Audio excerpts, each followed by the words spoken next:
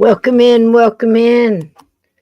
Hello, gatekeepers. Hello, everybody out here in Rumble Land, in YouTube world, I guess, and in Facebook town. Hello, everybody. How y'all doing?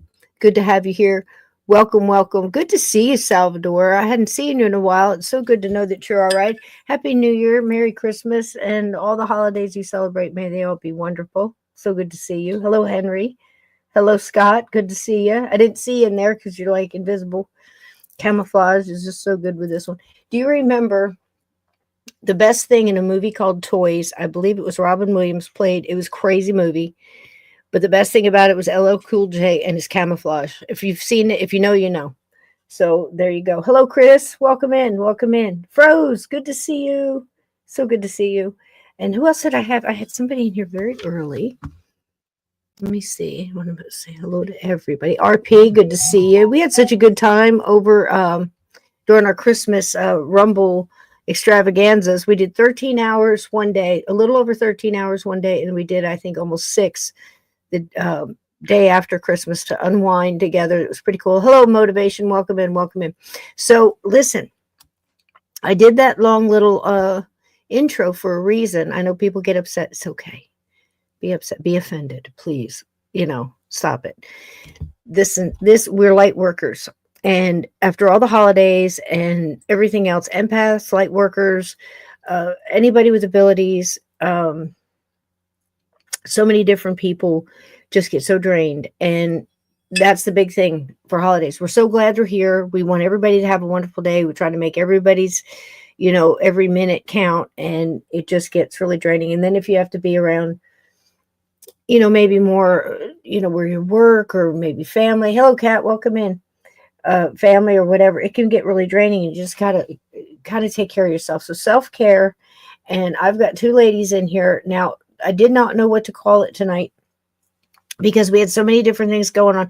We had horrible weather. Lynn was driving through weather. I don't know if Michelle was affected. We're having storms coming this way. So many people I know it's been tornadoes and other things. So here's the thing. Wasn't sure who was going to be able to make it tonight. So it's going to be, what it turns out to be, because here's the thing. Light workers, the spirit guides know what we need. And the first thing we needed was a retouch back into nature. Hello, Uncommon. Welcome in. Retouch back into nature. Seeing all those pictures and the birds and the wolves and the cats playing in the snow and whatever it was, birds flying in flight. We need to remember to connect back into nature, because one of the things about light workers is we come in, our soul remembers that our kind of, I want to say, mission is to come in and try to make every spot we touch a little bit better, to connect into nature, to spend time understanding the balance between us and nature, and the boundaries between whether it be the ocean or wildlife or just the regular state of the globe at the time. If you're an empath, you probably are getting all kinds of cumbersome weight from all of those things. So what we're going to do is, the very first thing was the music, the vibration. We changed the vibration and the frequency, and we connected back into nature, and we saw some things that made us feel better from the inside out. And that's how you do it. It's something that simple. That was a simple 7 minutes when everybody was coming in to saying, hi, how you doing? Good to see you. And connecting back in with that, that light energy, that familiarity, maybe some new people connecting in and getting welcomed in. That's a great feeling as well. So right away, all those vibrations change. Something that simple, that quick. Whatever you left behind in your day, whatever you're going through now, you might be in traffic. You could, I don't know, cooking, whatever, folding laundry, whatever you're doing, working on a car. Hopefully that took away a little stress and gave you a little bit more balance, and also showed you how quickly we can forget how easy it is to tap into that instant grounding, back into that light, back into that frequency. So welcome in. I hope that you will feel better leaving this evening than when you came in. Blissfully, Renee, hello, darling. Welcome in. So tonight, without further ado, um, back from just terrible traffic, and I think she's going to be just audio tonight. Bless her heart. I'm just so grateful that she could make it in tonight. Her insight and her friendship and her experiences and the things that she's gone through decades of being in the medical field, being an end of life doula, and being there in that time of a human being's journey is quite the thing for someone with abilities. So she has been on the show multiple times. She is my co-host on the last Sunday of every month when I don't screw it up. And and you know her. She is an author of multiple books, and once bought a haunted house that was so haunted she couldn't even really move in. And so again, Lightworkers, we picked a hard path, but we learned from them. And Lynn is one of those. So please welcome in my friend, Lynn Monet. You're up here twice, sweetie. I don't know what to pull. Did I pull the right one? I don't know, but it's good. Happy holidays, everybody. Cisco, I love the shirt. Oh my goodness. Look at Cisco's shirt. I finally got one. Yay! I got one from Santa Claus. Isn't that wonderful? Look, Yay. look crispy. Look crispy. Yes. There he is. There he is. I love mine. I've been traveling so much since Thanksgiving time. Right. Multiple states. It's been nuts. So I was coming home today. Loaves and bacon. But you know, and hello everybody. I can't see the chat very well, so please. If I pull it on the screen, can you see it? Yes. Okay, yes. good. So I'll try to get them up on the screen so you can see them.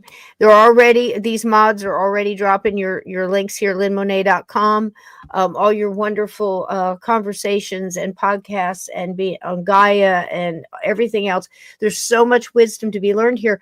But I'm so excited you're here tonight, Lynn, because I can't think of anybody else I'd rather have to. What I'm trying to do is bring our wonderful new friends, Michelle and Stephanie.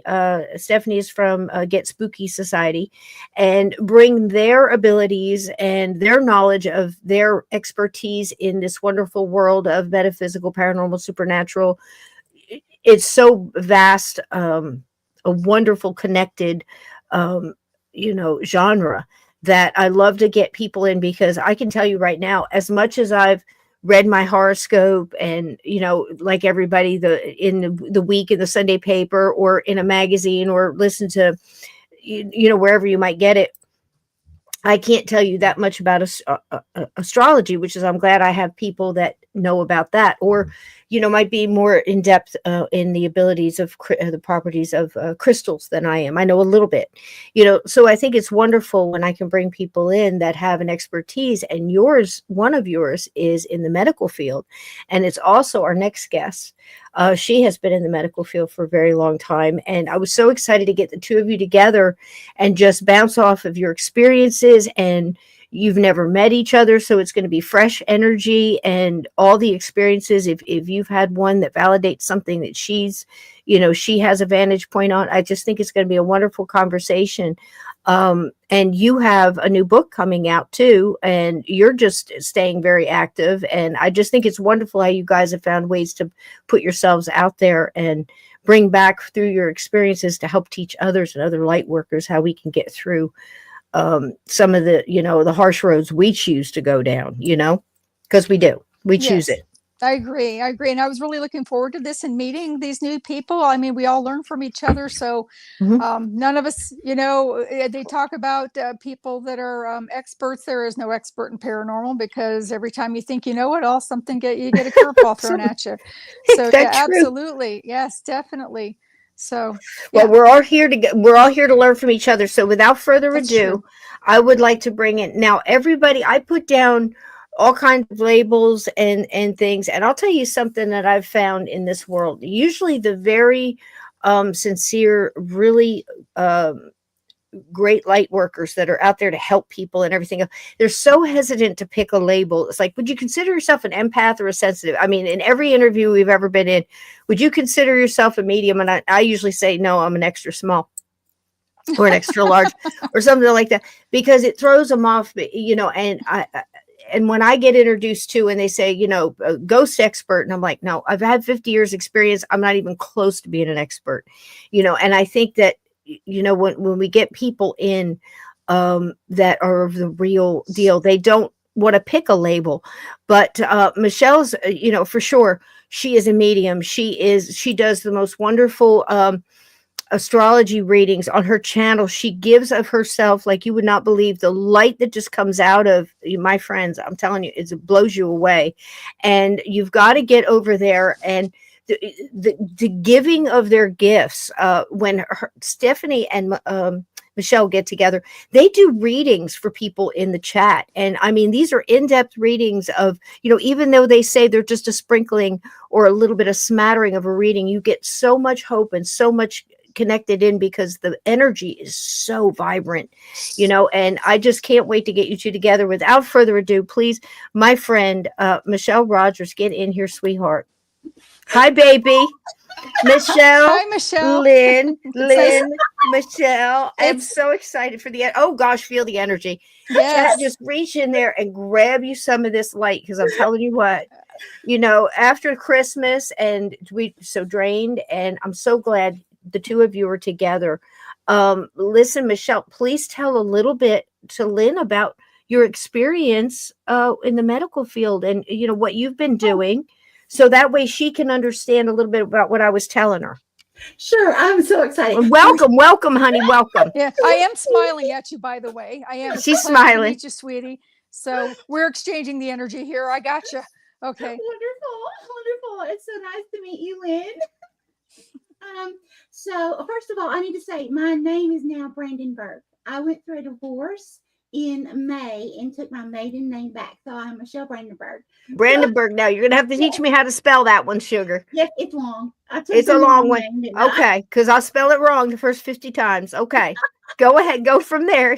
Bless your heart. So when I was 3 and 4 years old, I remember that I knew I was going to be a nurse and a teacher. So fast forward at 13, I became a candy striper at our local hospital in Richmond, Kentucky. And then when I was 16 at our vocational school, we had a HOSA program. Back then the rules were a little bit different because, you know, I'm almost 53, so we've got some lots of things that were different back then. But I became I got a certification through the vocational school for EMT, for CMA, and medical assistant, which was really, really cool. From there, I went on. I decided to do CNA. I have a lot of people in my family on my dad's side that there was a huge family. There were 11 kids, including my dad, and plus many others of the ancestors. Alzheimer's was really prevalent. And so I knew that I wanted to study Alzheimer's and the brain. So that's why at 16, I decided I wanted to go that route. So fast forward, I became a CNA, worked myself up from CNA, KMA, and then on into nursing, and up to a nursing supervisor. Once I became the house supervisor, I also took a side job to work as a CNA or an SRNA instructor for the state, and help certify people. That was very fun too.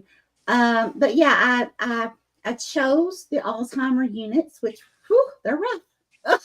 Yeah, that's a rough road. But the light workers, like we're going to talk about tonight, we choose these for a reason. We choose these roads for a reason, and we like to blame other people. Like, why did you put this on me? Did you? You chose it. You chose it for a reason, because you knew on the other side and you were cocky over there, and this is what you got, right, sweetheart? So is that similar? I mean, Lynn, you can look at what she's been doing in the medical field, and you have a similar like almost like a parallel in the medical. And the whole reason I'm focusing on that is, of course, the obvious is that if you're with people that have Alzheimer's, you're with people, because I believe with Alzheimer's very much like being in a coma in a way. We still talk to people like they can hear you, they can, they're a lot more there than people would like you to think. And that's just the approach I've always had. You guys might differ, but of course, the whole thing is when you're with people like that, my elders in different routes of my family, being in the Native American side, always had this kind of a easygoing way of looking at the spiritual side. It's almost like if you were half here, you were half over there. And I believe in so many ways that's so true. I don't know how you feel about that, Michelle, but when you're almost like going back and forth. And Lynn, you've said that at the end of death, people they go back and forth almost in that spirit. It is a kind of yo-yoing back and forth in some ways. Do you want to comment on that, Lynn? Yes, actually, I commend you, Michelle. I think that you've done amazing medical things, and we do parallel. I did end of life care for 17 years, which also included the Alzheimer's ward, which is where I had a patient that hadn't spoken in 3 years, and when there was another patient farther down the hallway from where this woman was tooling along in her wheelchair, stopped in front of the nurse's station, and directly in front of her, just down the hallway, the first door on the right, there was a woman that was actively passing. And I hear this. I was getting my charts ready, and I'm 61. I'll be 62 in May. But so back when the paper charts were, I was back there checking the doctor's orders and stuff like that before I started my med pass. And all of a sudden, I hear this woman screaming out loud, "Take me home, take me home, please, please take me home." And I come out of the back of the charting area into the nurse's station. I'm looking up and down the hallway for who it is that's calling out. And there sits Shirley in front of the nurse's station, and she's just sitting there. And I'm like, well, whoever it was that was calling out must have been helped by someone, because they've quieted now. So I turned my back to go back into finishing up what I was doing. And I again hear this lady screaming out, "Take me home, please, please take me home." And I turned around, and it was Shirley.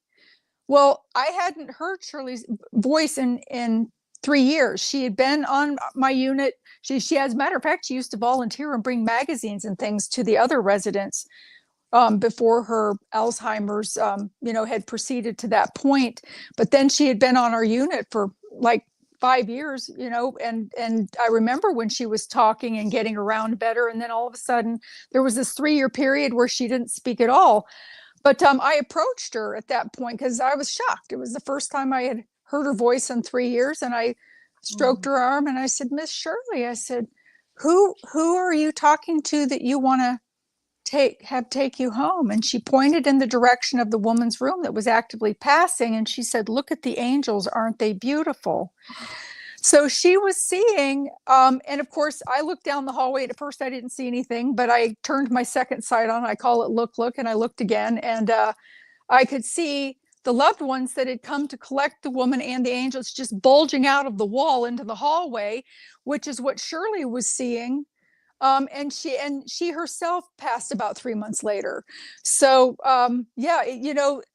the way that I see them sometimes with their spirit when they do have Alzheimer's is it's kind of like their shoulders, their spiritual shoulders are at eye level. So they ride above, they're not totally in their body. They kind of ride above their body. So they're kind of half in and half out is the way that I see them when I look at them. Not always, but most of the time they're not fully aligned in. But just so that people know, if they do have a family member with some kind of Alzheimer's, their soul is intact. It is not the soul that is affected adversely by the disease, it's the physical body. So when they do cross over, they're very aware, and again, it's because the soul is intact. So I love that. Could you repeat that one more time, Lynn? There's so many people that are suffering right now with not only the disease, but with loved ones with that. And I just really want to emphasize, a little bit about that spiritual, because so many people find it so hard to deal with. I tell them, the same thing is for coma. And again, not a doctor. I don't play one on TV. I'm not an attorney. I'm not any of these things. I'm me, and this is my opinion, and this is my theory, and this is based on life experience and things that have worked for me. Prove me wrong with science. So, as far as talking to people in a coma or whatever, like my son was in one, I read him entire novels while I was there, and spoke to him just like, and anybody that came in spoke to him like he was there, not about him, not just his name and a number and all this other, no, speak to him, don't yell at him, speak to him, and that's the way it was handled. And I just highly recommend doing that too with Alzheimer's. And music from their past, smells from their past, perfumes, any of the senses, just stimulate the senses, get them warm, body lotion, body butter, warm it up and massage their hands and their feet and sing songs to them that are familiar to them. Hit all the senses. Don't just give up because it's hard. There's the person's in there. And I think what Lynn is about to repeat again is that you have to understand what's happening there. Their soul is not, you see what I mean? But their spirit, and what I meant by half here and half there, is just that, because I believe they are kind of communicating back and forth, and their soul is intact and clear as a bell. And I can tell you this, when they cross over and they heal, they lose all of that mess. They're right back to where they were before.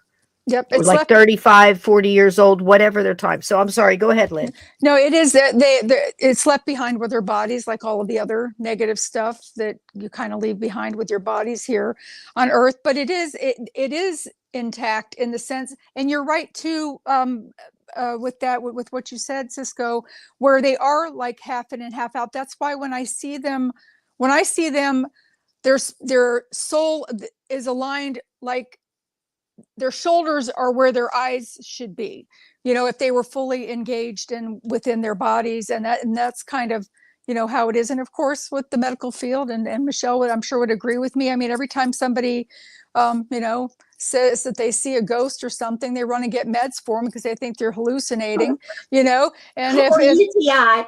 yeah, UTI. That's right. Exactly. And it just, and also, and then on the other spectrum with mental illness, if they're hallucinating, they have a whole different bracket of meds. They've got the lithium and the Ativan, and then you've got the Seroquel and the Buspar for the older people. So, it's run and get a pill, and pharma likes that. So, but don't even get me started on pharma. That's a whole new show. And I want that's a Rumble show, baby. Yeah. That's when we cross over to Rumble, we start attacking big pharma, because don't think I won't. Don't think I won't. So, because that's the thing. Go after the cause and heal that if you can. And I'm telling you, there's plenty of stuff out there. Research it. Don't just take the white coat, take the guidance. But like I say with everything, do your research. It's important stuff. And people get this thing, and no offense to anybody in the field whatsoever, but I got no problem firing a doctor. When my son was in the hospital, it was like, excuse me, what did you just say? Well, we're going to do this. And why? Well, you don't need to know. No, you're fired. Next. Are you serious? Yes. Next. And I mean, you can do that. And yes, you can. You can absolutely have an advocate in there for you. If you need a medical attorney, you can do that as well. If you need things explained to you before they give them something, look it up. I mean, I can't tell you how many times I did that. I would change a bandage in front of a nurse. I said, look, I can do, honey, I got stuff in my purse better than that. Come on now. And I mean, it's just, maybe it's 1 in 20, but that 1 in 20 comes in and gets, and you don't know what they're going through. And I'm not criticizing them. I'm just saying this is important. You can't we've gotten so used to just handing stuff over. These two ladies here, if you got lucky enough to get the kind of care and loving kindness from the hearts and hands of these two ladies, you were a lucky individual. But I'm telling you, I've seen the opposite. I've seen the opposite. And before we go much further, there was questions in here about, what is a light worker? I would consider a light worker as anybody who has, just, you don't even have to have an ability, just a good gut instinct and an intuitive, but you work within the light in some capacity. You're a candy striper, you're Meals on Wheels, you're somebody that volunteers to, help somebody on their farm, you're the person that goes and sits with the elderly and listens to them tell stories. You're all those things. Then you can add the flavors to it, right? So you can have abilities, you could be an empath, you could be a psychic, you could be a medium. All of these are different things. And that's what I kind of started this with the labels, because again, most people hesitate. If you ask me, I'm like sensitive, but I have medium abilities, but then I'm really good at communicating with the dead, harder time with the living. What does that make me? Yeah. Well, and the thing is too, is if you're sitting in this room right now and you're coming to listen to this, you are a light worker. You're either an anchor or, there's a list of things, but you are. But yeah. Anyway, Michelle, you have a gorgeous smile, sweetie. And I'm just the light in here is just amazing, isn't it? And I just know that we're going to be just, so powerful as a team. And that's why I want to get Steph in here from Get Spooky Society and everything else, because here's the thing. We also have this paranormal network around the globe. And, the more familiar we are with each other, our energy is etched in our consciousness now. And it's the minute, our spirit guides know each other because they're together now going, hey, this is fun. And they know that they can contact each other and go, all right, there's a family here there's a broken heart here, or somebody who needs to hear this, somebody needs assistance over here, and we'll be able to connect into each other so much faster now. Yep. And that's all part of it. Go ahead, sweetie. Yeah. Hey, Michelle, are you going to be doing readings tonight, or what is your plan? No, I wanted to come on here and talk to you about end of life and experiences, because I know, when you work in facilities or even people's homes for that matter, but you hear of, because I did agency nursing for a while too, for a few years. And it didn't matter where I traveled to. It was always the same story. There was the doctor with the medicine bag going into someone's room prior to their passing. There's one question that just popped up, and I do want to talk to you about that. But yes, whoever said that they had the son with schizophrenia, yes, you're on the right track. So, and there's a long story with that. That could be another show. But I have seen attachments on people with mental illness, especially those with schizophrenia. The difference between the attachments on somebody with schizophrenia versus somebody with an addiction is schizophrenia usually. They're not invited. There's usually some type of trauma that occurs where there's a crack of what I take this term from Cisco, crack in their windshield, which is their auric field that enables these things to invade. Whereas a person with an addiction, the attachment is invited by the behavior. So it's a little bit different, but yes, please Google some of my shows on mental illness that I've done with Dr. Jerry Marvinsky. It'll explain a lot, or reach out to me, and I'll be happy to talk to you about that. So, but anyway, I'm sorry, Michelle. There you go, RP. Go ahead, RP. She's talking to you, sweetie. So connect into that. Is that on LynnMonet.com? Yes. Okay. Yeah. Go there, sweetheart. There's an email way for you to get in touch with me, and I can talk to you about that. So yeah, I want to give Michelle an opportunity here because I'm enjoying her too. But did you have a question, Michelle? You were talking about something. What was it that you were asking? Well, I feel like, first of all, have you encountered yourself seeing this doctor with the medical bag, or heard of that anywhere you have worked around healthcare? Is that familiar to you too? I'm in Kentucky, and that's where I'm used to, this being told. So I'm really, I think it's really cool to see. And also, going back to where we were talking about, how like they can travel in and out of their consciousness, yes, back and forth. I have some interesting things that have been happening the past year with my dad as well. I would like to talk about because he is still living. He does not have Alzheimer's. However, he does have cirrhosis of the liver. And every time that his his toxins, his enzymes, the CO2 levels, everything starts increasing. He gets in a lot of confusion. And during those times, he is like an Alzheimer's dementia patient or person.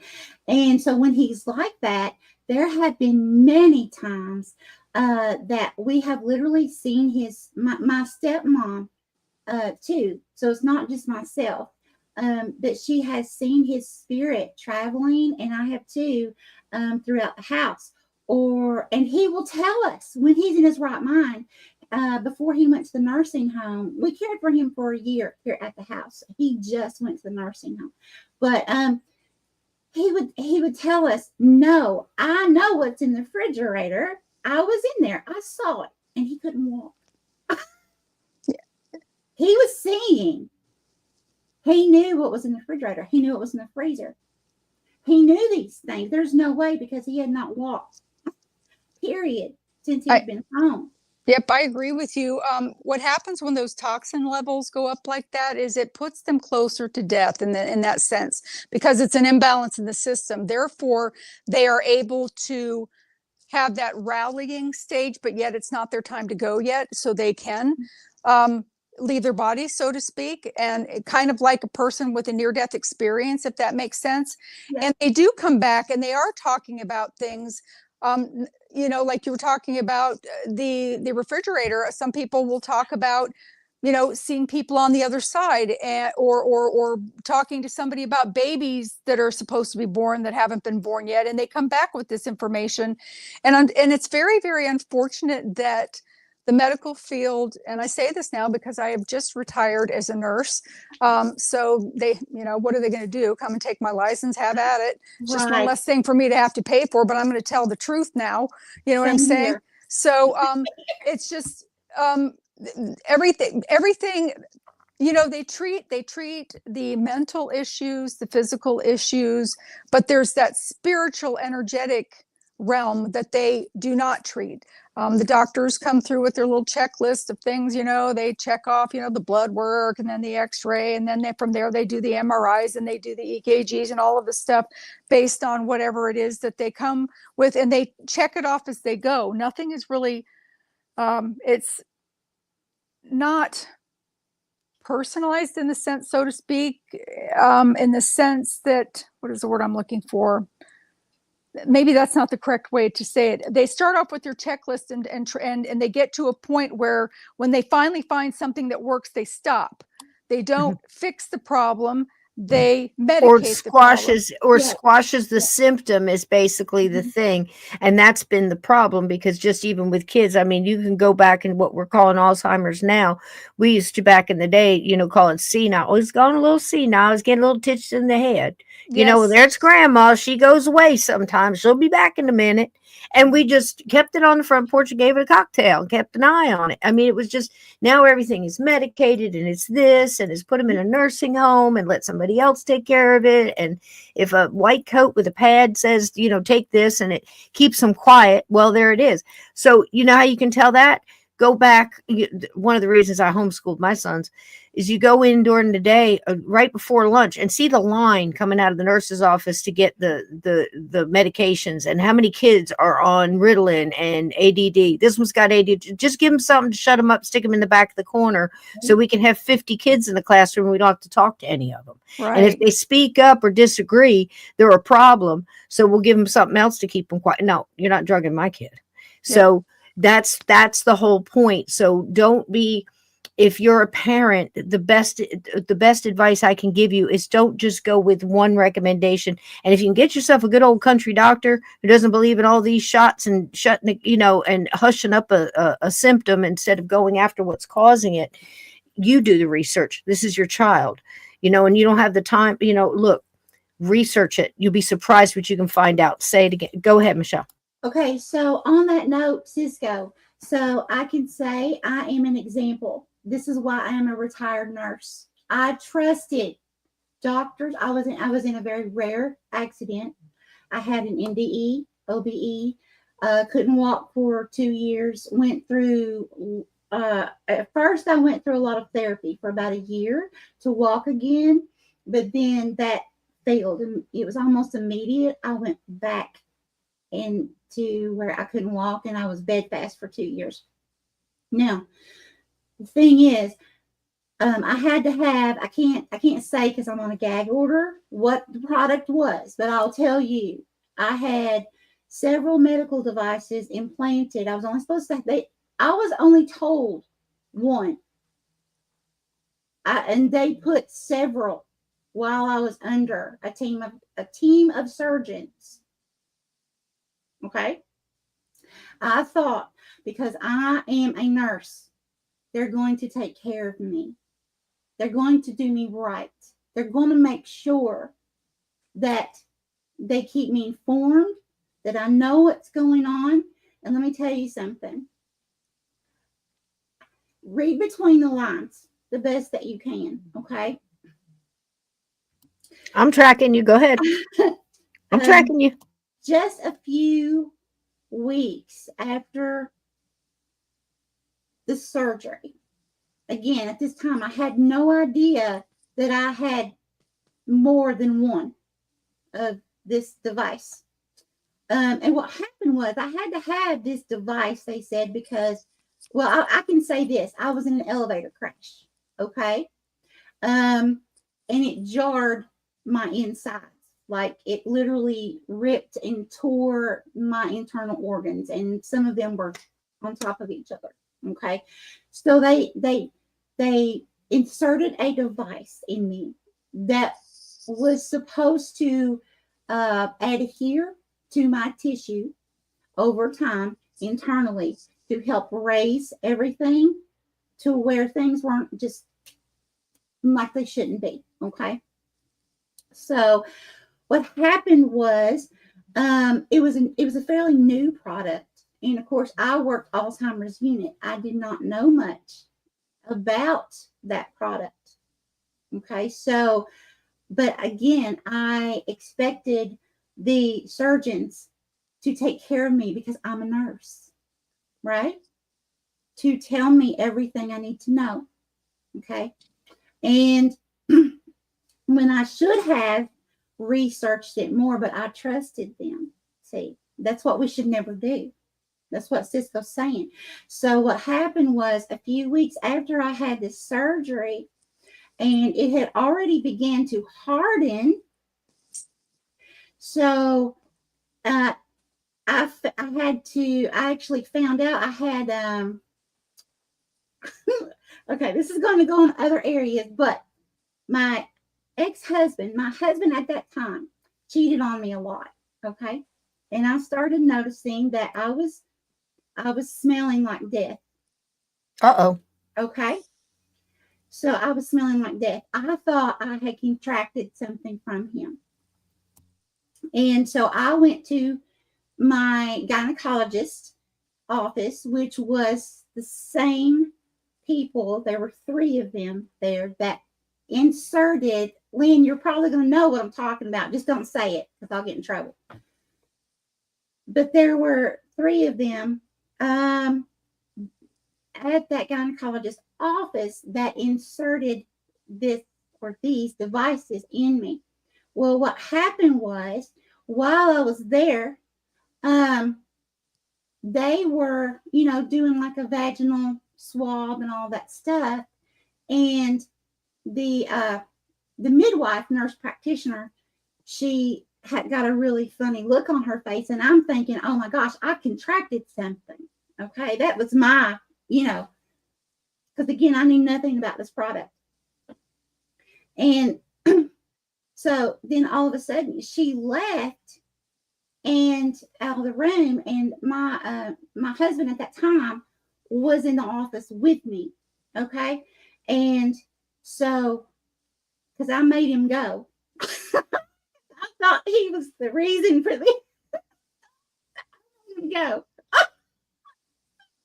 But anyway, when she left out, we both realized there was something going on. It was really something really scary, and all of a sudden I felt liquid. Okay, I'll put it that way, coming from my private area. And so I felt down there, and it felt like, how can I say this? It felt like steel metal Oh, geez. in my Yeah. okay. Mhm. So I'm sure you know what I'm talking about now, Lynn. Mhm. Okay. So and I asked her, she came back to the room and I said, "Oh my God, what's happening? What is this? What's going on? What is this?" She said, "You just have BV, which is vaginal, I'm sorry, bacterial vaginosis. I can't even say it. Bacterial vaginosis." So I was like, but what am I feeling? What is that? And she said, I don't know what you're talking about. Okay. Now, these are people I trusted, right? Okay. So what had happened was, at that time, I didn't understand, but a product they had put in more than what they were supposed to. They were only supposed to put one in. Okay. So they put more in. They're not telling me at this point that, hey, you know, something has messed up with the products. Something went wrong. Instead, they say, we don't know what you're talking about. And it's evident. I mean, you can't miss it. And it's happening to so many people, Yes, Michelle. It's happening, and that's why I'm saying that people need to. We've moved away from where the country doctor used to come and sit on the bed and explain to everybody what's going on and what's the best care, and we'll keep an eye on it, to where you're going into these urgent cares or whatever, and half the time you don't even see the same people.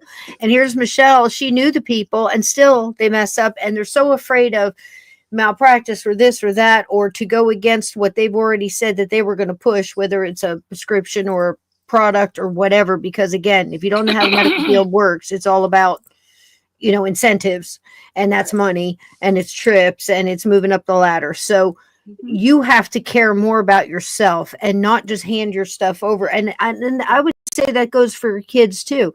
I'm not saying that if you had a child and they were actually had an issue and you're given a medication and that's working, that's fabulous. I would absolutely research the medications. I would absolutely research the side effects, and I would understand more about what my kid's going through. And I would try all the things, whether it's, ADD or this or schizophrenia or whatever, and get outside help and instruction and talk to parents and caregivers that have gone through this too. Pick up every bit of, look, do you think it was easy for me? I mean, listen, I'm going in there. I have no idea. I am not a neurologist. My adult son was told he had a brain injury. And when he came out of, this is what you get. Well, we don't know. The brain is the brain. The brain's going to do what the brain's going to do. We have to wait for the swelling to go down. We have to wait for this to go down. We're not going to do anything until this happens. And then we're waiting. Well, what's the best process to do this? They're not telling me what's the best environment. What's the best process that for me to do while they can't be in the room. Well, nothing. We're going to come in. We're going to give 10 minutes of physical therapy. This is what we can do. So no atrophy on the muscles. Well, I had to step up and say to the physical therapist, would it be helpful if he had that 20-minute thing you're doing every hour on the hour around the clock? She said, of course it would, but we don't have the time. I do. Show me. I know that's right. You have to do this. Yeah. You have to do this. What are you giving him? Wait, what is that? What's the prescription? Let me see the label. They're putting it in your kid, in your son, your person. You go and look at this stuff. Stop trusting people because they have a badge of any kind. Right. Or that authority. Yeah, that authority. And I'm getting a lot of questions. I love the story. Michelle, I'm sorry, I didn't mean to cut you off, but I just felt like I had to because of the questions I was getting in here, because of the flow of the energy as well. And I just wanted to not make parents worry or make somebody else worry about. No, what Michelle is saying is that she went through all this and thought she could trust because she knew the people. And that's how much you I'm not saying don't trust anybody. I'm saying don't blindly trust anybody. That's right. You have to advocate for yourself. Michelle, I'm so sorry that you went through that. I can tell you what, on a personal note, not just a medical note, I had something similar happen, not to me, My mother had a full abdominal hysterectomy. And I remember going into her bathroom at one point and I noticed that she had her laundry on the floor and that her panties were soiled. Now, this was past a point that it should have still been doing that. She should have been fully healed at that point. So I went to her, I said, Mom, you had your hysterectomy like 4 months ago. Why are you still, you don't have a cervix or anything anymore. Why are you having drainage from there? So come to find out, long story short, we went to this doctor over and over and over again. He would check her. Finally, I took her to the health department because it was on a day when her doctor's office was closed, and I had them look at her. And all of a sudden, this woman says, oh, well, this is the problem. And she went in with these snippers and pulled out these green wires that they had protruding into her feminine canal that was ripping her skin in there, causing her to have drainage. But yet this whole time, I'm taking her back to the doctor over and over again, and they're checking her, doing a pelvic exam. And they're saying, oh, no, everything looks normal. Everything looks fine. I'm sorry. Green wires in a vagina are not normal. Not to get graphic and gross. That should be a t-shirt. That should be a t-shirt. Green wires in a vagina are not normal. Amen, brother. So, all right. So that's on that scale. And what the whole time you guys are telling me this, I'm thinking about Michelle's doctor who's walking in and out. I'm wondering, Lynn, did you not have someone similar? It may not have been a doctor with a bag, but I know you had the little old man who didn't want to cross because of his ex-wife and his mistress was up there together. But didn't you have, because this is ringing a bell with me, and I don't know if it's a doctor that's going in and he's just performing rounds, Michelle, because when you were speaking it, I was pulling off your energy, and I'm almost hesitant to say what I was picking up before Lynn comments on that, and I wanted to, before I lose it, I wanted to jump back if that's cool. Yeah. Lynn, did you have anybody like that? It's, similar spirit wise? Yeah, to like go in and like obviously a ghost of someone who would be perceived as a doctor that was just going into checking beds. Yes. Was there anything, Michelle, like that person would then soon die soon after or something? Okay, yes. That's what I thought. Like the cats that go. Like, oh, I just, okay. Everyone's saying, oh my gosh, I just saw the doctor with the bag, Okay. Yeah. Yes, that's what I'm thinking, Lynn. That's exactly what I was picking up the energy. Lynn, what did you want to say on that? I'm saying, yes, I've seen that happen before. It's usually like a couple of weeks before, sometimes on rare occasions, but I see a lot of everything, and being a death doula with the end of life care thing, I'm kind of more there for like the hours to minutes, but being in end of life care in the sense of geriatric care, I mean, I would see they would be talking about things even as much as a year in advance, of some of their time to pass, and some very beautiful things were said too. But I've seen a lot of things, some things that you wouldn't want to see, with patients that have actually chosen not to cross over, that were a little bit not very nice. Let's put it that way. Some of them. So sorry, Sarah. Yeah. I'm so sorry. That's the thing, is like, I don't want to assume I know everybody's situation, because I don't.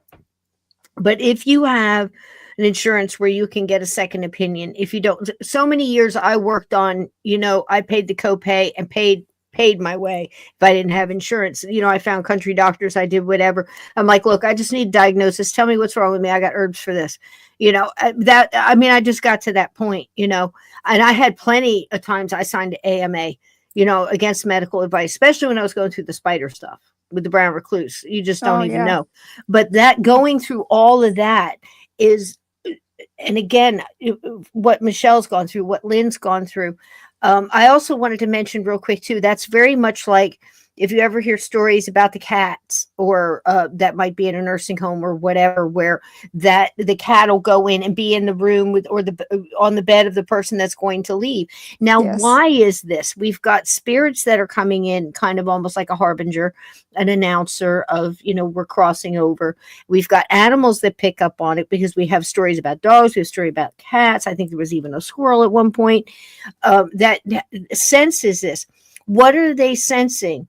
And I also wanted to touch on the fact that you guys had beautiful ways of explaining how kind of like they're going a little bit here. And Lynn, you a wonderful explanation of how their soul is still attached, but it's kind of above, like it's almost pulling out, but it's still attached, kind of thing. Mhm. So it's not their soul leaving, that, it's their mind. I think that's very important to put that way.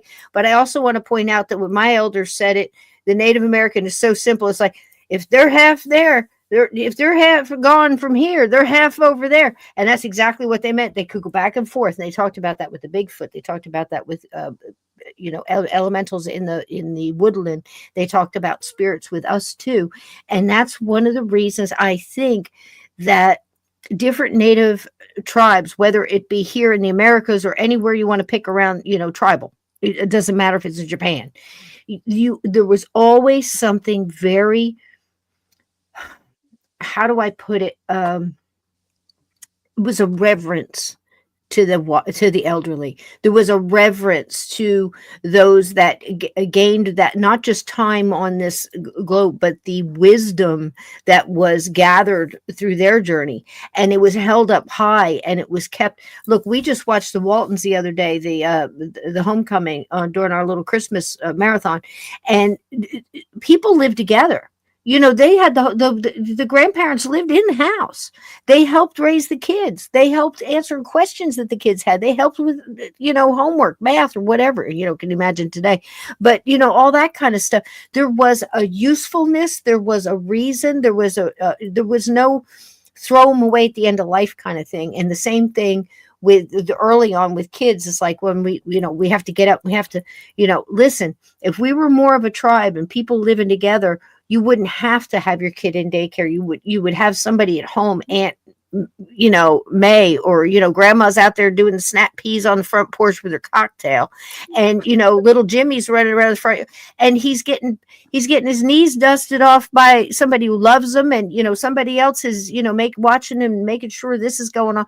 So if we could get back to that, I think when they started separating us and separating families and telling everybody they had to live by themselves in a McMansion, the amount of people, show me chat in the chat, the amount of people that are two people living in a McMansion with 40 rooms, 4 stories, a pool, tennis courts. Now, look, I'm not saying you shouldn't own these things and you've earned them, but how did we start evaluating our presence here on earth by the things we owned instead of the deeds we did and the people we were? Yeah. Girl, Because this is that not where the problem is? This is about 6 additional shows. I'm telling you.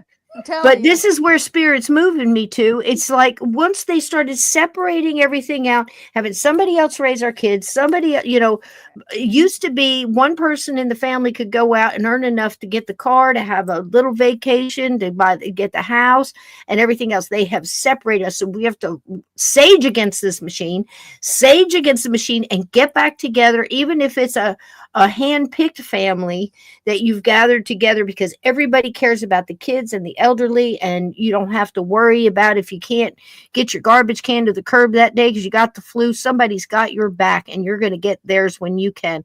And when we start getting back to that structure, instead of everybody's got to be off by themselves, and here's your kid that he's asking too many questions. He's a little rambunctious. He's doodling when the teacher's talking. Medicate him. Grandma, grandpa got he wandered down the gate to go, walk down the corner or whatever. And we're a little worried he can't make it anymore. Let's lock him up in a nursing home and go visit him twice a year. How did we get here? Yeah, Because if you're talking about compassion and love and light and putting love and light back in the world, we have got to use our light to fight against this darkness that they've convinced us that we are the value of the things that we have accrued during life. You are not what you drive. You are not where you live. You are not what you wear. You are not that $5,000 Coach purse walking past homeless veterans on the street. For the love of God, how did we get here? amen to that. Right. Absolutely. And I think that we're going to be starting to head back towards that. I think that The with the pendulum's shift, this way. it is, well, especially things have gotten so expensive. Kids can't afford to move out. Yep. And we can't afford to put our parents in places, not that. So I think that all of that community and all of that is going to start coming together, And especially. trade and Yep. and value someone's Yep. craftsmanship and wisdom and the wisdom that they've accrued Yep. over time. I mean, it took you ladies decades to come up with the knowledge that you have in just caring for another individual and the medicate forget it, start bringing in the medications and stuff. But here, every single person in this chat, every person listening has a skill, has a trade, has a something they really care about, something they're really good at. I don't care if it's biscuits. You know what I mean? Everybody's got something that they're really, really good at. And I would venture to say dozens of things. And we're not giving each other the credit either, because I'll tell you something else that came along. And this is when you start realizing the psyops that are pulled on people, the magic doesn't work anymore, right, ladies? Once you see the spell, it no longer works. You've kind of vanquished it. You're rebuking it because you've overpowered it with your light and your knowledge and the I see you.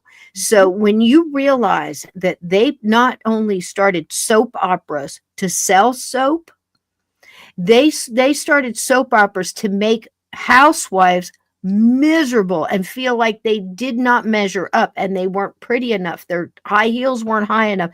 The crease in their collars weren't white enough. Their dishes weren't cleaned enough. The coffee wasn't good.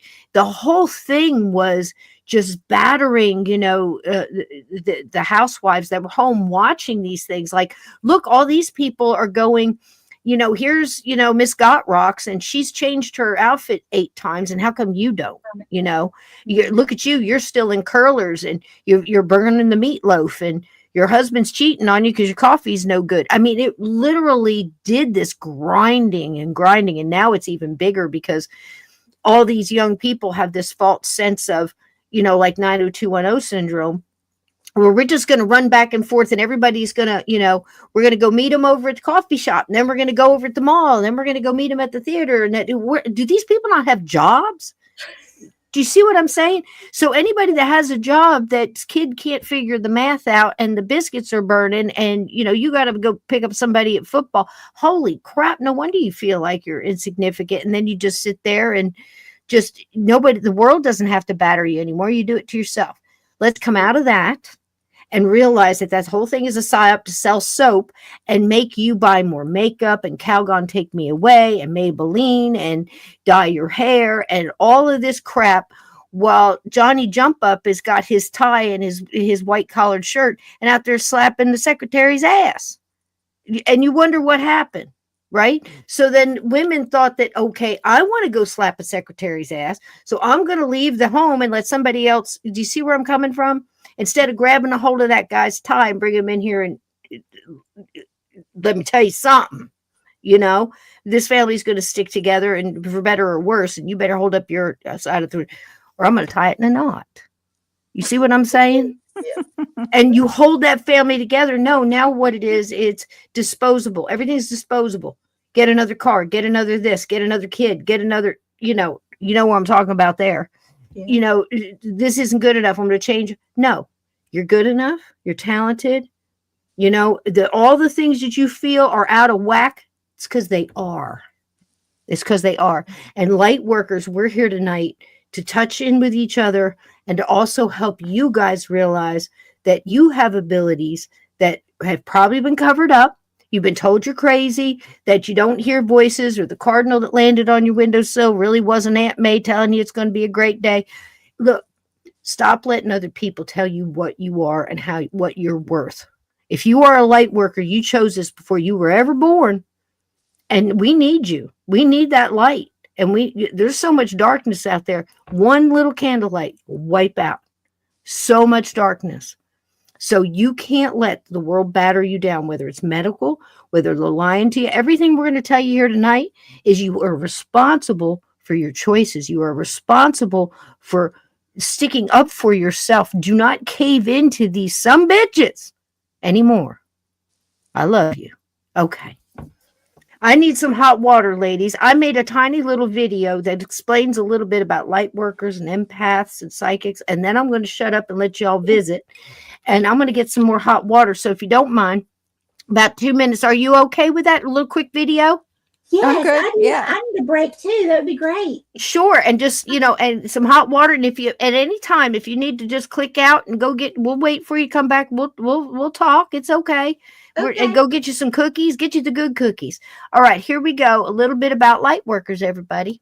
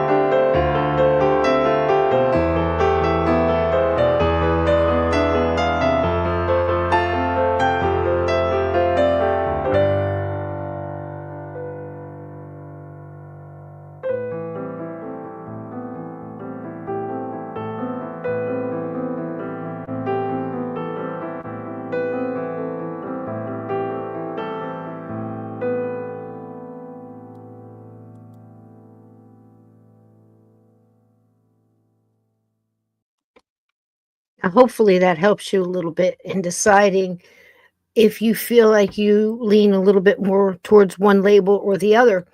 But as I started this episode tonight, I started it with talking about labels and how, it's very hard for us to pick one of those, because here's what I think, and I could be wrong. I often am. It's not so much that we're uncomfortable with the label. I think it's because we fluctuate between so many of the labels. It's like, are you a psychic? Well, not today, but last week I totally got a vision of something that I knew was going to happen, and it did. So does that make me a psychic? Or, does it? So here's the thing. What I want to say tonight in this part of the program is try to stay away from the labels and go with what you're feeling. Like if you're getting the voice inside your head that tells you, don't leave that cup there, something's going to happen. Listen to that intuition, do it, and then acknowledge that you did. Okay, I'm going to listen to my intuition. You say it out loud, you say it in your head, because you're affirming that. And you're telling your guides that you're paying attention, and they're going to go, oh, good, she's finally paying attention. Oh, took so long. And then the next time, just like seeing an angel number or something else. And once you start doing that and exercising that intuitive muscle, it'll start coming a little bit more. And just because, you might be, say, get prophetic dreams or something along that line, it doesn't mean that tomorrow you're not going to get a full-on communication with some dead guy who's come along, and now your intuitive muscle is starting to work and the path is clear for that person to get in a message, and something else new pops up. And I wonder, ladies, did that happen to you? It didn't all just happen and hone in one day. It's over time, is it not? Michelle, you want to take that? You look like you know what I'm talking about. Go ahead. Yeah. Well, it started out when I was a child. I had premonition dreams. So, like, and I had in time dreams. But I had a lot of those where I was bicycling, and these when I say dreams, these would reoccur for like several years. So I had like prophetic dreams of things that have already came to pass now, some that still have to come to pass. I saw myself. I had recurring dreams for 3 years from age 5 to 8 of being in an elevator fall. Then it happened, later on. That's the kind of things that it started out with. Also, there were a lot of nights that I would, like, I had probably about 30 stuffed animals stuffed around me every night. And still at 3 a.m., I would be screaming for my real mom to come in there, because either I would see an entity standing over me, but usually I would hear. I would hear, not talking to me, but I would hear them breathing, like bending over the bed, breathing, and I would cover my head and just leave my nose barely get out of the cover. That's the kinds of things that I experienced when I was little. As the years progressed, when I actually first heard my name being called and being talked to, like clairaudient, I was 18 years old. I remember I was being awakened because I was oversleeping. And the spirit said, Michelle, Michelle, Michelle. And I woke up and it was like, and then, and that was a male voice. And then from that point, I would just, experience the various that I had experienced up until that point here and there, like you're talking about. Well, then as time went on, then I started seeing more visuals, like visions. The dream visions turned into visions when I'm awake. And then so it's never the same. It's, even when I do readings for people, like when I do personal readings, I'll go into meditation. Sometimes I might see the person. Sometimes I may not. I might hear the person and have to describe what I feel and sense, how old they may be, or, things like that. It's never the same. And then after the NDE, it's crazy, but I came back enhanced, doing things that I never thought were even possible. That's very common. It's very common. Almost like when you go into the spirit world, it's almost like you bring a little bit of it back with you, don't you, Lynn? Yep, that's true. That is very common. It's very common. I think it's wonderful how you're describing it too, Michelle, because if anybody's listening in, the chat, I don't want anybody to get into things like, okay, well, that must not be something because that's not the way it happened last time. It doesn't necessarily. What's happening is over time, your psychic you is actually creating these trusted filters. So over time, those things will be happening as well. And I wanted to ask you guys, if you guys hear an audible outside of your head, is it mostly one side or the other? And is there a difference between the two for you? Because there is for me. And it took a long time for me to get there. And I was wondering if that happened to you guys. Because you're saying you're hearing people call your name, Michelle. And I know Lynn's heard this too. Are you hearing it in your right side of your head all at once, like an all around surround sound kind of thing? Or is it coming in one side or the other, right in the middle? Okay. Yeah, That's you know different. what? I haven't really paid attention Is to that something? Yeah, I'm going to start paying attention to it. I know I get frequency changes in the right and left ear, but like when I hear my mom come through like a megaphone, she just comes through like a megaphone. I'm like, oh, Right. it's And mom, it's different. you know? It's almost right here, with those different loved one individuals or ones that are familiar that have come through before. With me, it's the right side is always good. It's always a spirit guide. It might even be someone on a lower vibrational realm, which would be here. So an earthbound spirit, not necessarily bad. So when you say they're earthbound, that does not mean they're bad or they've done anything bad or anything like that. That's just astigmatism we got to get rid of. They're just here. haven't crossed over. They just haven't crossed over. So I will get those too. But man, if it comes this way, that's not good. And it's always a different vibration and it's a lower rattle for me. It's like I don't know how to explain it. It's like if you ever been to a concert, you got real close to the speakers and you can feel it vibrating inside you, all the fluid and everything, because we're so much water. We're like, what, 70%? We're vibrating from the inside out. It's like that kind of rattle is what I mean. So it'll come real low. But I always feel that before I ever hear it.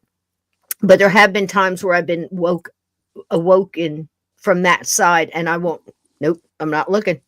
You gotta go, and I'll just start rebuking it then. But, again, and it's also, I want to say this before nights, because there's a lot of people that don't really know me in here. Please do not assume that all light workers are like me.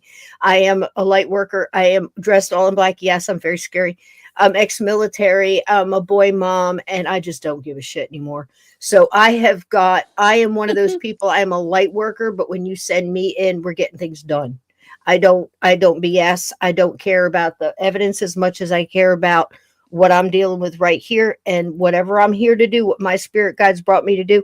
This is what we're doing. And I bring everything with me. So I don't get into conversations about this one, that one. I bring them all. My Savior is Jesus Christ. My first and foremost right in front of me is Archangel Michael. If you have a problem with that, let me tell you something. You won't at 3:00 in the morning when you call me and I bring my gang to fix whatever problem you got yourself into. So that's it. There are different kind of light workers. I'm a different kind of light worker where my light it's got like a lot of rock and roll gel on it. Let's just put it that way. But it's very bright. And when people call me, we get it done. But I just don't BS around, and I don't sugarcoat stuff. And I'm here to tell you the truth. And that's the whole reason I've got the Rumble channel too, because we're going to start really telling you some truth over there. And I want everybody to get over there. And now, again, I have to say the words right. Follow and subscribe. Follow is free. Subscribe is a membership. So it's different than YouTube, and it's not going to catch you up in anything. Rumble is free, and it's also free speech is why we're getting over there. Actually, I do not get paid for them. I do not monetize other people's work, but I can show you movies over there, and that is a learning tool for us. So if I can show you, say, like The Others, or I can show you Sixth Sense, and we can stop it and talk about it, what a learning tool that is, and I don't have to worry about copyrights or anything because I'm not getting money off of it. However, we are demonetized on YouTube because Cisco has a big mouth and I'm tired of keeping it shut. So YouTube has demonetized me and I'm fine with that because I don't do this for the money, but it does cost. So if you want to give something to these wonderful guests and, this show and keep this kind of paranormal truth going, because listen, not every time the board creaks is it a demon, but there could be one in your closet. I'm not saying they don't exist.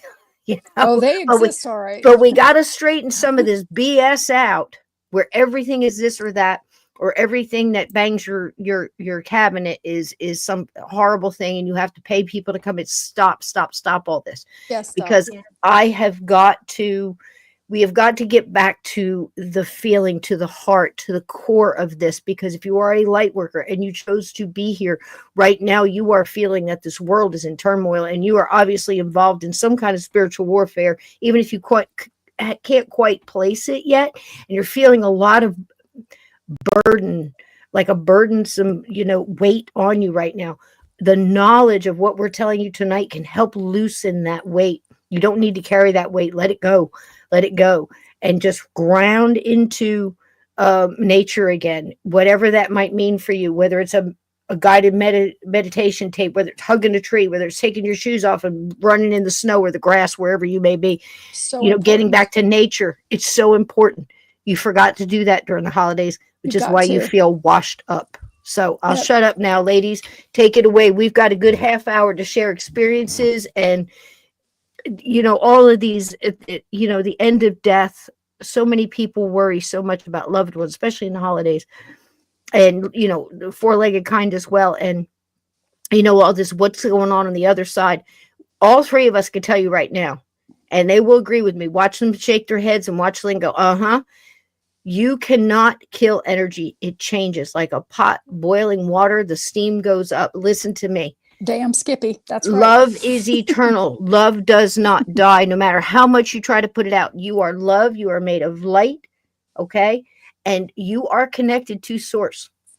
And nothing can take that away. It can trick you into giving it away. It can trick you into saying it doesn't mean anything to you, but here's the deal. You're still connected to source. So every time we meet somebody who's forgot that and is just looking down, they're past and they're looking down and they're scuffling along and everything else. They're so drawn and so tethered, like Jacob Marley with his chains, the forged in life. They are dragging themselves around. We have to get them to pick their heads up. And the minute they connect back into that love light, bam, they're on their way. That's true. So it's that simple. Connect into it while you're still here, for the love of Pete. And I'll shut up now. That's true. Also, people, be sure to click on that notification bell. That's another big one with the arrhythmias or whatever you want Please to call do. Arrhythmias. I love that. Whatever. Yeah. And especially on Rumble, the little bell there, you have a chance to hit instant, daily, weekly, and monthly. So make sure you've hit that bell for instant, because a lot of people are telling me they're not getting notifications, and I'm trying to put them down now so you can plenty of days ahead. I'm trying to do that. I'm working. It's just me over here and the spirits. So know that we are doing a New Year's Eve day, which is Tuesday. I'm going to start. We're going to do it about 5-6 hours. We're going to show movies and clips of New Year's gone by and some other funny stuff. And we're going to spend New Year's together. If you want to be here, champagne, I don't care what you drink it, as long as you're not driving. And that's it. And we're going to have a good time, just like we did Christmas. So don't miss that New Year's Day, and hit that like for me, please. Thank you so much. Okay, go ahead. Go ahead, Michelle. Go ahead. No. You're the guest on here. I'm the co-host, so I want to give you a turn to do what you do, and your beautiful smile. And yeah. Hey, you know what? One thing though, you said that you were in your 50s. I'm in my 60s, and so is Cisco, right? Cisco, but we all look damn good still. Anyway, go ahead. Yeah. I can still whoop a young ass. I'm telling you right now. I know people say that all the time, and I'm like, man, you don't know. It's the quiet one in the room. Believe it or not, at work, I'm extremely quiet because I can't. I have to just put myself to be creative, and they have no idea. I'd be flipping people in there like crazy. This old hag and tear She's you a up. badass. Yeah, she was a badass. Which reminds me, I've got some things to tell you about Bob, the elemental, the fae on the property. Some beautiful things, but that's another show that we'll do. I want to give Michelle a chance to let us get to know her a little bit more. Okay, so where would you like for me to go with it? Well, do you have any questions or anything else? Because you were asking something about that doctor thing, and was there anything else that you wanted to know or talk about? Well, Not that I know everything, but Well, how did you see when people were crossing over, Michelle? I'd love to hear that. Like, did you have, like, Lynn has had, where she said that she saw people coming in and out of walls, she saw walls open up to a bright light, all that kind of. What were you feeling with that? And were people talking before, like they had people in the room? Why don't we get a couple of those, because that's always so affirming for people listening to that they can think of that, when they're not here. That'll give them strength to get through hard times. I'd love to hear some of that. Yes. Okay. So there were many times, as we were saying before, Lynn, there were many times that the patients would be looking up, and they would say they see, Aunt so and so or Grandma so and so or parents or whatever floating up here, and usually, as soon as that happens, you have to have a test for UTI to see if, because UTI in the elderly can cause confusion severely. yes. Mm-hmm. So we would do that. Many times it was a UTI. They would have their antibiotic, and a few days later it would all stop. However, there were many times that were not. Okay, and they would continue seeing different ones of their family. And it's what's very interesting to me, as if, because it's almost like they would describe the same thing as far as them floating, being up here, or if they didn't describe it, their eyes were focused up, which is very interesting. Yes. So, but so I saw that. I mean, that was very common. I had one patient that, Lynn, you know how, like, a lot of times people who are really nice throughout their lives, families say that once they become once they're diagnosed with dementia or something like that, they change. Yes. If they were nice, then they become a hellion, or vice versa, right? Yes. Mm-hmm. Well, I had one patient that the family said she was always very, very mean, and she was that way the whole time until she transitioned. But the thing is, during her end of life, she started screaming, "I'm burning, I'm burning." And at first I'm thinking, okay, is she burning with UTI, or are we talking about hell, or are we talking about here, right? And because she would scream, "I'm burning." And so I wanted to make sure medically that, we got everything in place and made sure she didn't have a UTI, which it came back negative. There was no UTI going on. And she kept screaming, "Help me, I'm burning, I'm burning." And she would scream to the top of her lungs. I had never seen anything like that before. Again, it was one person that I've ever had an experience like that in a negative way. But she would do that. She would go back and forth, and she would just keep saying and repeating, "I'm burning." And she would scream and scream until, we'd have to give her medication to help her, to knock her out, honestly, because she would just be so frantic. And so besides that one, and she did that until she passed. I mean, it was really eerie, and I prayed for her. I didn't see anything. I can say that I did not see anything, but I could feel, and it could just be the fact that it was creepy to me that I felt something. Okay, I don't want to lie here, because it was very eerie. But now, as far as generally what I've seen a lot of people. I've seen lights, like Lynn was talking about. I can't say they were angelic. I just know that there was, like, I don't know if it was a portal, what. I didn't see. I just saw the lights coming out of the rooms. So I don't know what they were coming from, but I just know I saw big, huge, bright lights at times. Let's see what else. And of course, the doctor with the bag, that seemed to be a common thing prior. Now, there was a lot of times, a lot of the patients that I dealt with, they either did not have family members, pretty much people that had just put them in and just left, which was really sad, or they had family members that were like across country, would come in on holidays and things like that. So, but what I got really close to them, and I know healthcare, you're not supposed to be bonded like that, but you can't. I bonded with mine too. Yeah, you can't help it, can you? No, you can't. I mean, you it's fall just part of it. And so, it's like, as they were passing away, if they had family that was involved, then I would ask them if I could pray with them, because sometimes they were not in the space to ask. So I would ask the family, but for the others that didn't have family, then I would go ahead and pray, which I've gotten in trouble for. I gotten in trouble for praying with patients before.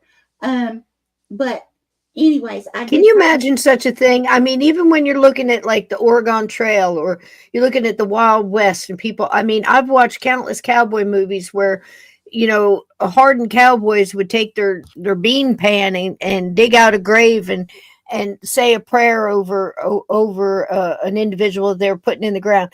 Can you imagine the time that we've got to, that we can't do something like that for an individual that's passing over without getting in trouble? Does that not tell you we're in a, because here's the thing. I can't imagine anybody of any faith that wouldn't, like when I was in the military, I had put no preference, because at that time you couldn't put Native American, so you would put no preference. So the chaplain would come and just give you a basic, without all the rituals and everything else. But here's the thing, that soul needs that positivity. Like when you hear these NDE stories of people that are going through and they're passing and people are praying for them, and it's like, what was it? It's a Wonderful Life with George, he could hear all the prayers being said in his name. When my son was in ICU, I don't know how it happened. I'm just going to tell this quick because somebody needs to hear it. I don't know how it happened. Nobody told me it was happening, but my wonderful nephew who is Conflict, has a YouTube channel now. If you like paranormal and the supernatural, get over there and follow him, Michael, and his wonderful wife, Christine. He had sent Christine to pick up my son in New Jersey. They were on one side of New Jersey, sent him to pick him up on the other side of New Jersey and bring him to Alabama, drive him to Alabama so he could see his brother in ICU. I didn't know what was going on. I just had, about an hour before they got there, he told me they're coming. I'm like, oh, this is great. When she got there, I said, we have to go do something. I didn't even tell her what we're doing. I didn't ask her. I just knew that she believed as I believed, and I didn't need to explain shit. When we went in there, I said, before we walk in this room, I need you to be in agreement with me that you are going to, in love, walk with me into this room. We are going to gather every breath that was spoken in his name, in his honor, for his health, in any denomination, out of love and light. And we are going to gather all of it right here, right now, with us, and put it on him.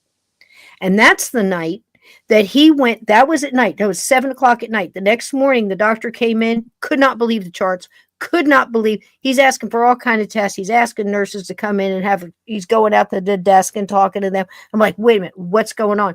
He's got a big smile, doctor in a jar, big smile on his face. He goes, what are you doing in here? And I said, we got nothing in this room but love. And he goes, what's that sound I'm hearing? I said, those are whales. I had nature sounds playing on the bed. I had, the room was just the right. I mean, it smelled like vanilla. I'm telling you, all the senses. And he says, he goes, I don't know how to explain this, but he went from a 50, basically the way he described it to me, he went from a 15% chance of making it, a 15% chance, to 85 overnight. Oh, he couldn't beautiful. Explain it. The paperwork proves it. I know exactly what did it.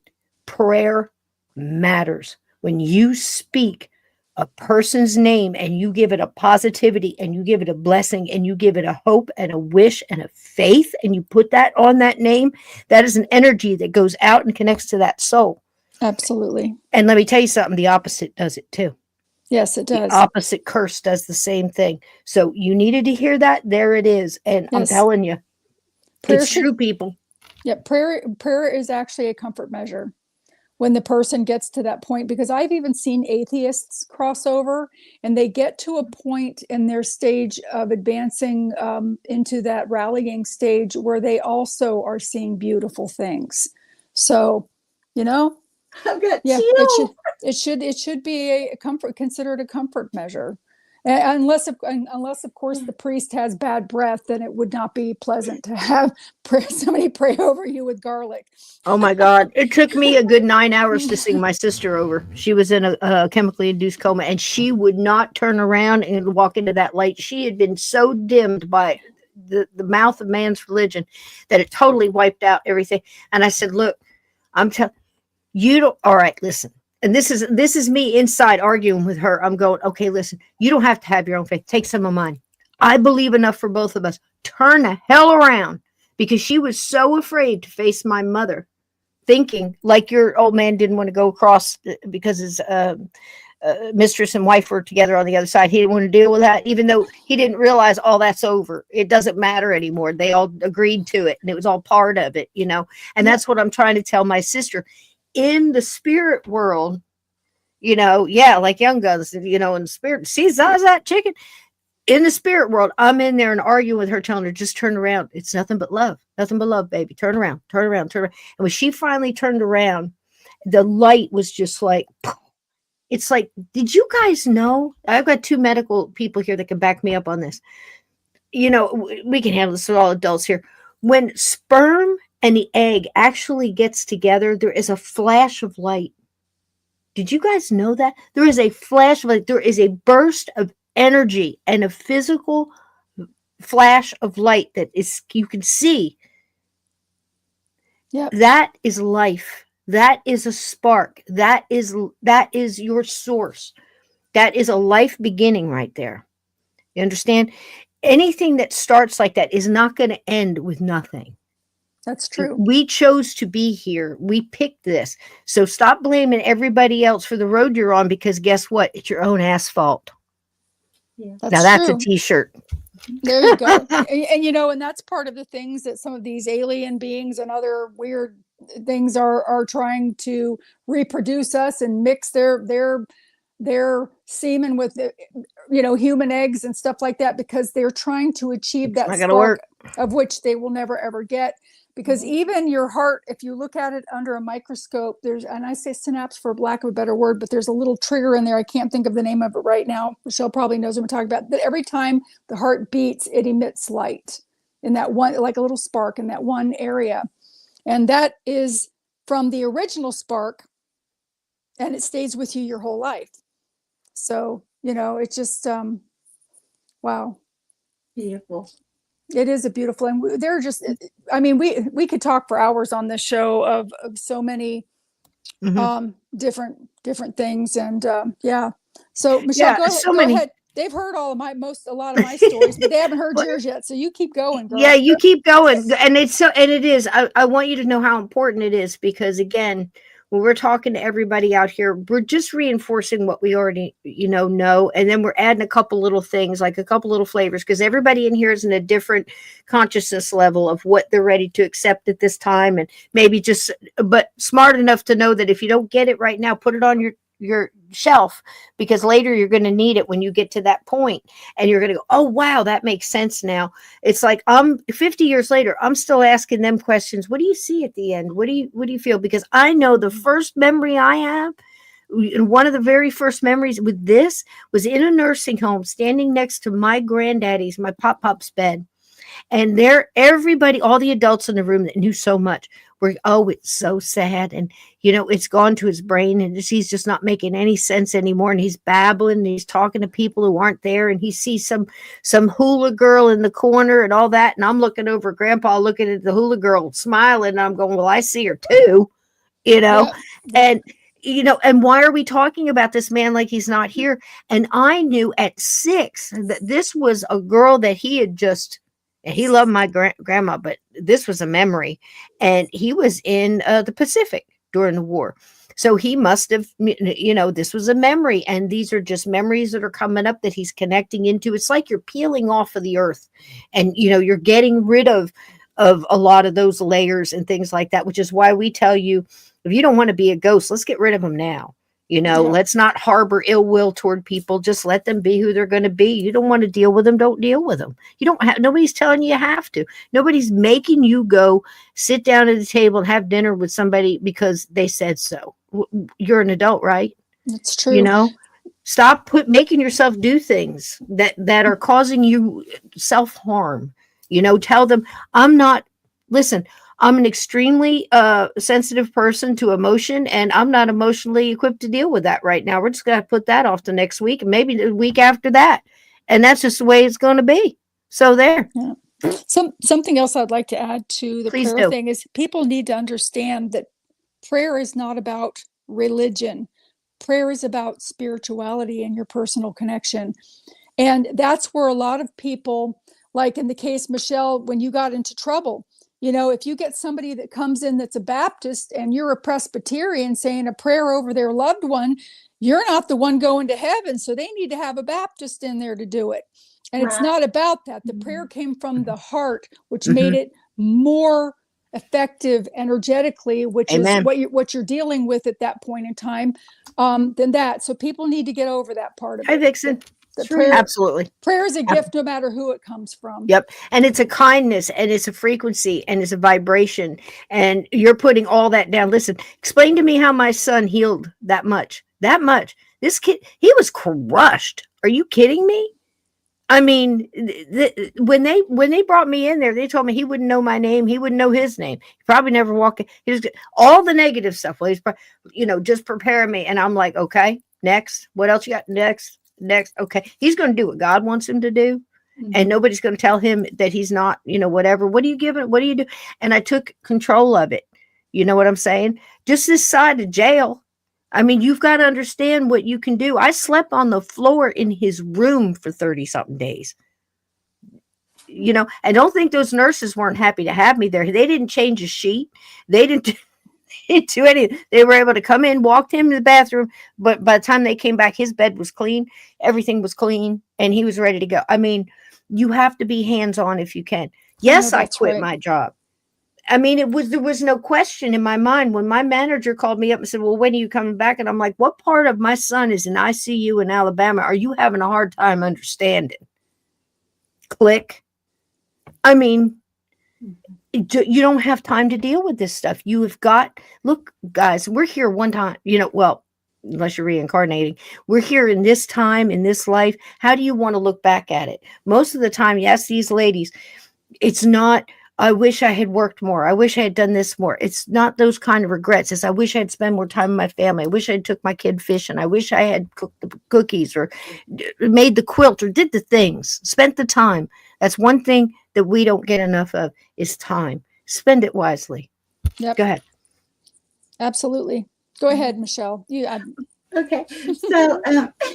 So, pretty much what ended up happening, I did not mean for my nursing career to go like this, but this is how it usually started ending up. And I started noticing a pattern and realized this was part of what I was supposed to do. So, like I said, a lot of my patients, they were just kind of dropped off and no one ever came again. So I noticed that I was actually like my day, which I had to say, I'm a workaholic. I worked all the time. I'm never off, but I worked 2 and 3 jobs. So the thing is, I wasn't there at whatever facility I was at. And again, agency too, right? So it always seemed to work out that when I was working, when someone was passing, I was there. And so it became a common thing for me that I quickly began to realize, okay, this is what I'm supposed to do. And I would sneak and pray. I would sneak and pray after I got in trouble. I would still sneak and pray because they were alone. A little something I'd like to share on that topic is that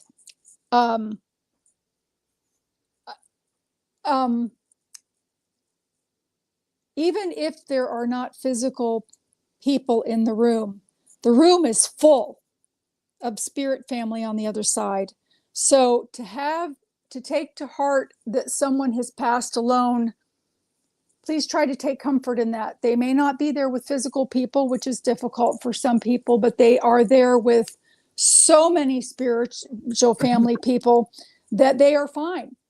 You know, really, death should be celebrated, to be honest with you. I mean, you leave this earth and you leave your body behind and all the gunk that, you know, the sickness and anger. And celebration of life. So many cultures do it. So many. I would love an Irish pub funeral. Put the coffin right in the middle of it. Fill the doggone thing with ice and put some gosh darn Samuel Adams in there, Boston Lagers, please, and just enjoy yourself. You know, right there with everybody. Right, and that's the whole thing. It was with the parlor. You know, in the family and it being a funeral parlor, you know, and I love what you said about that. And somebody said in the chat too, and I wanted to comment that, you know, they might have saw aliens or UFOs or things like absolutely. Yes, because when I go to a battlefield to try to cross people at the battlefield, there are bad entities, both human, some that have never been human, aliens, creatures you would have no idea what they look like. You wouldn't believe me if I told you. And they're all trying to stop you from crossing this individual because they want the suffering to continue. They're feeding on that suffering and loosh. So there's that. And then there's the good ones that they're going to see too. So you're going to see ethereal beings, tall whites, all kinds of things. Right, sweetie? Yes. Michelle, you said you look like you agree with me. Tell what you want to say it. Yes. Listen, there are so many realms, positive and negative. And, you know, and it gets me because, you know, everybody just seems to, now when I say everybody, I'm not meaning every single person. I get it, but it's just a term of speech. But a lot of people seem to still stay focused on, oh my gosh, if it's an extraterrestrial, you know, what are we going to do? It is like, but there's positive, like I have experienced one negative extraterrestrial only because I was taken within consciousness to see, because I had such pleasant experiences with extraterrestrials. I began believing there were no negative because they were Night Scout, we love you. So I literally had to be taken within consciousness while I was awake to another planet where there's like these octopus entities. But they didn't have the suction cups, so they were like smooth. Their tentacles or whatever you call them were smooth, but still, they were giant. They were like giant, and they moved around as if they were in water, but we were not in water. It was the strangest thing. Sounds like some Lovecraft stuff, doesn't it? Yeah, but the thing is, it's like I had such pleasant experiences with ETs. I literally had to, because I started telling my husband at the time and my family, I'm just wondering if there are any negative extraterrestrials. And as soon as I said that, boom, there I went.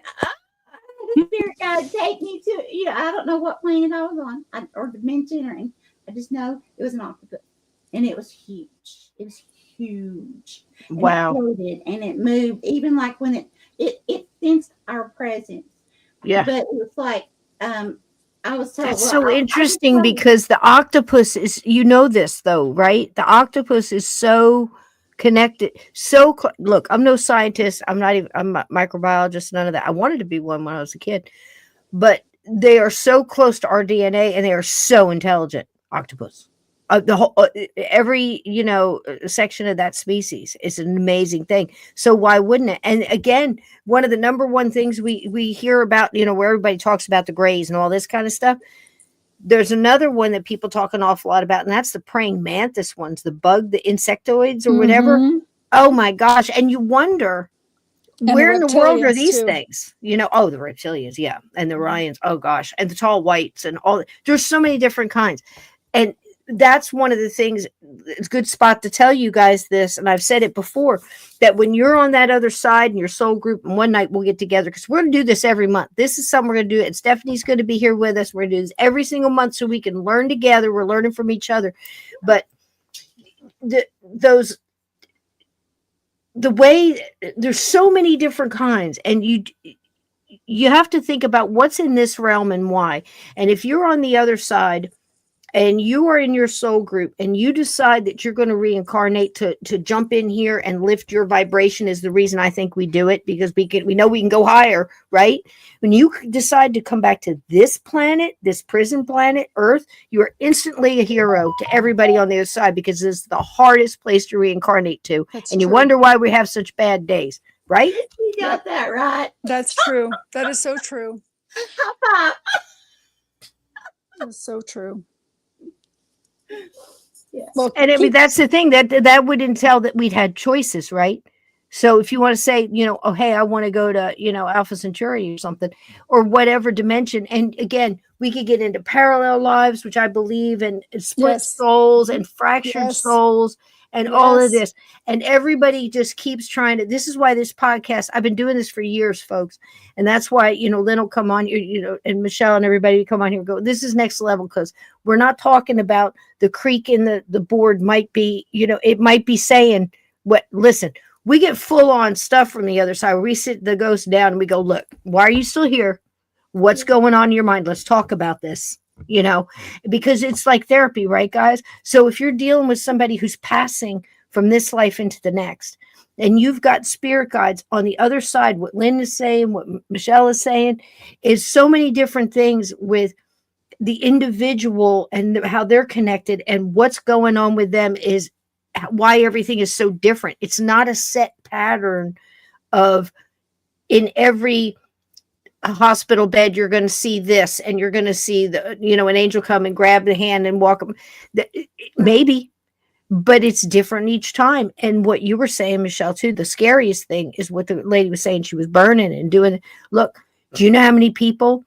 Oh gosh, they get there and they go, oh gosh, this is now for whatever reason. I'm not saying I personally, I don't know what I believe as far as how I think that we kind of create it in a lot of ways. Is it a real place? It very well might be. I'm not here to tell you either way. I'm telling you that person, it's very real for them when they're going through it and they're being pulled down and apart or whatever. It's like Ghost when those shadows came and pulled the person down. I've seen it. I bet you these ladies have seen close to it too. Or the one that hovers over them and is trying to suck their soul out, some dark entity over the top of them while they're sleeping, and it's the weak and it's whatever, and I walk by something like that. Hey, you, what are you doing? Get out of there. And the only thing that stops them is what? Prayer.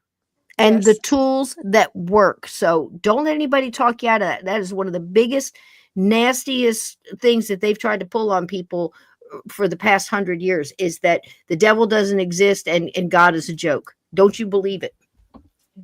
Don't you believe it? Go ahead, ladies.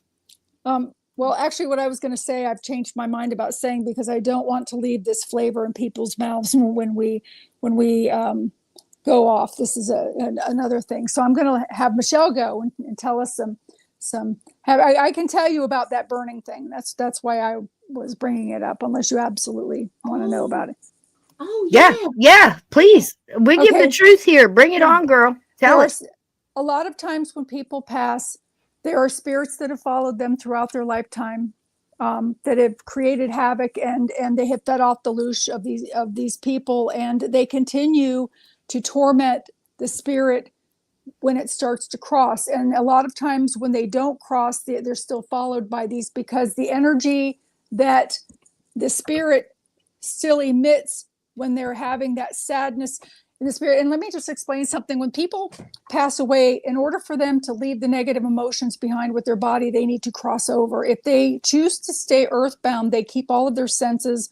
They still they show what the cause of death is. Like with me, I see like a Swiss cheese appearance to wherever they've had cancer or cirrhosis of the liver. When they cross over, that all disappears and they become in more of a perfect form. They leave the negative stuff behind. But there still are some souls that there are other things in that fourth dimension that you go through in order to get to the fifth, and most of the time you just skip right over and into it. But those souls that linger on this earth that have not crossed over remain in that fourth dimension, and there are all kinds of funky things in there. And it seems like too, whenever there are ghosts, like if you go into a haunted house or something on one of those paranormal investigations, there are lost souls wandering around, but there's always an element of one darker one that's kind of manipulating everything. Those that inflict, I don't know if anybody in this room has ever been attacked by a demon. I have. I know when they lash out at you with the claws, that it feels like a hot skewer slicing through your skin to the bone, to that point. So when they mention fire, it sounds like she was being clawed by something that was standing close by, that was continuing to feed off of her, is my impression, because I've seen that happen before. Yep. And it does burn. Right. It does burn. And it's, what do you hear on all these shows where they're saying, I had a burning sensation on my back, and then they lift up the shirt and then there's a burn? Because you feel the burn first, because it's happening more. I don't know how to describe it. It's something that's not physical, manifesting in the physical for a moment. Right. So there's the feeling of the energy almost first, the burn, before you feel the scratch. Yes. So that's the whole thing. What do you think, Lynn? Absolutely. And the thing is, too, is actually some of those wounds come from the inside out. And that is why you feel the burning and then you see the scratch. Yes. So she could have been very well been clawed by something somewhere. And that's what she was feeling. Yes. And that's why she was feeling it and complaining of the burning. It's not necessarily that she was burning in the fires of hell. But let me tell you what, after some of this stuff that I've dealt with in the last month and a half that I'm going to talk about on a show coming up here, holy crap. I mean, we are so under attack right now from so many different realms because of the frequencies changing. They're trying to bait people and anchor them here.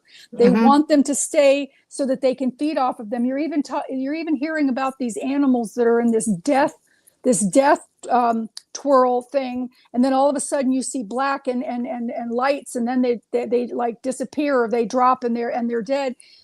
Because so many people are becoming enlightened, less and less people are going through that fear factor so that they can feed through the loosh. So they're even taking animals now and using them to feed off of the loosh of animals that are suffering in pain, or that are also, frightened by something. And that's where you see that whirling of the animal, and like a little tornado thing, what they call it a death something or other. Yes. And then you see the darkness. So if you see something with darkness, it's never good. So it's just not. But then they're around the animals, and fortunately so many people are becoming enlightened, and they're going to become more enlightened. We have so many things that live on this earth with us that we don't see because they're at a higher frequency. And I've been dealing with those too. And actually, Cisco helped me with Bob. Which she knows the story about Bob, but I want to tell you that coming up, some very beautiful things have happened with Bob. And it's amazing what love can do to turn something around. So yes, love is everything. Love is everything. Yeah, isn't it though? It's repellent for the darkness, that's for sure. They run like somebody farted in the room. If you start love at them, they like take off like it's a bad stench. It is, and that's it, folks. And I want to give everybody the tool that they need for this, because with that person, you see that kind of thing. Most of the time you need the person's agreement. Okay, you can, a parent, a loved one, anybody can put protection on somebody. So you call the blood of Jesus around them. You just put the light of protection around them, and you tell them that nothing can come in there until that their soul can make the choice. Okay, they're wrestling at the same time. Their mind, in their spiritual mind, okay, they're wrestling in the spirit world while they're just laying there. Like somebody will tell you, well, I was in a coma, I had an NDA, I was having a surgery, I came out of my body, saw them committing, doing the surgery, I floated out of my body, that kind of thing. That kind of stuff is going on, whether they know it or not. All right, they're wrestling. So anything you can give them from the outside in is going to help them, like, push that stuff off. If you're worried about this now, I highly recommend you do a couple of things that I've mentioned in the show: the grounding, your meditation, self-guided meditation, Fire gazing, something so simple. Light a candle, look at the candle, put the meditation on, a short one. I highly recommend doing short ones. Ladies, jump in here if you want to correct me if I'm wrong. Yeah, who I'd has time say to do a long ones? 5-10 I'll fall minutes. asleep. 5-10 minutes to start. Yep. You know, there's a wonderful one by Doreen Virtue. It's called Shielding and Clearing Meditation. It's guided. It's 7 minutes. I'll put it in the description if I remember. But there's also something I want you guys to know. It's simplest things can anchor you down. Again, think of Jacob Marley in, you know, A Christmas Carol coming in with all the chains he forged in life. I want you to start looking into things like cutting cord meditations, cleansing bloodline curses and things like this. Now, why do I want you to start there? Because if you start for anything that might have happened before you were born, okay, that happened to your family, that you're carrying that burden, cut those cords. Cut the cords of all the little arguments you had with daddy, all that, you know, mama didn't love me, I wasn't the favorite. Get rid of all that because you agreed to it before you got here. Stop carrying it around. That is some extra luggage you don't need to be carrying in your little matching Samsonite with the duct tape and the bungee cords around it that you're dragging your luggage of life around. Sort that shit. You know, keep the socks that don't fall down. Get rid of the rest of the shit. Because here's the deal.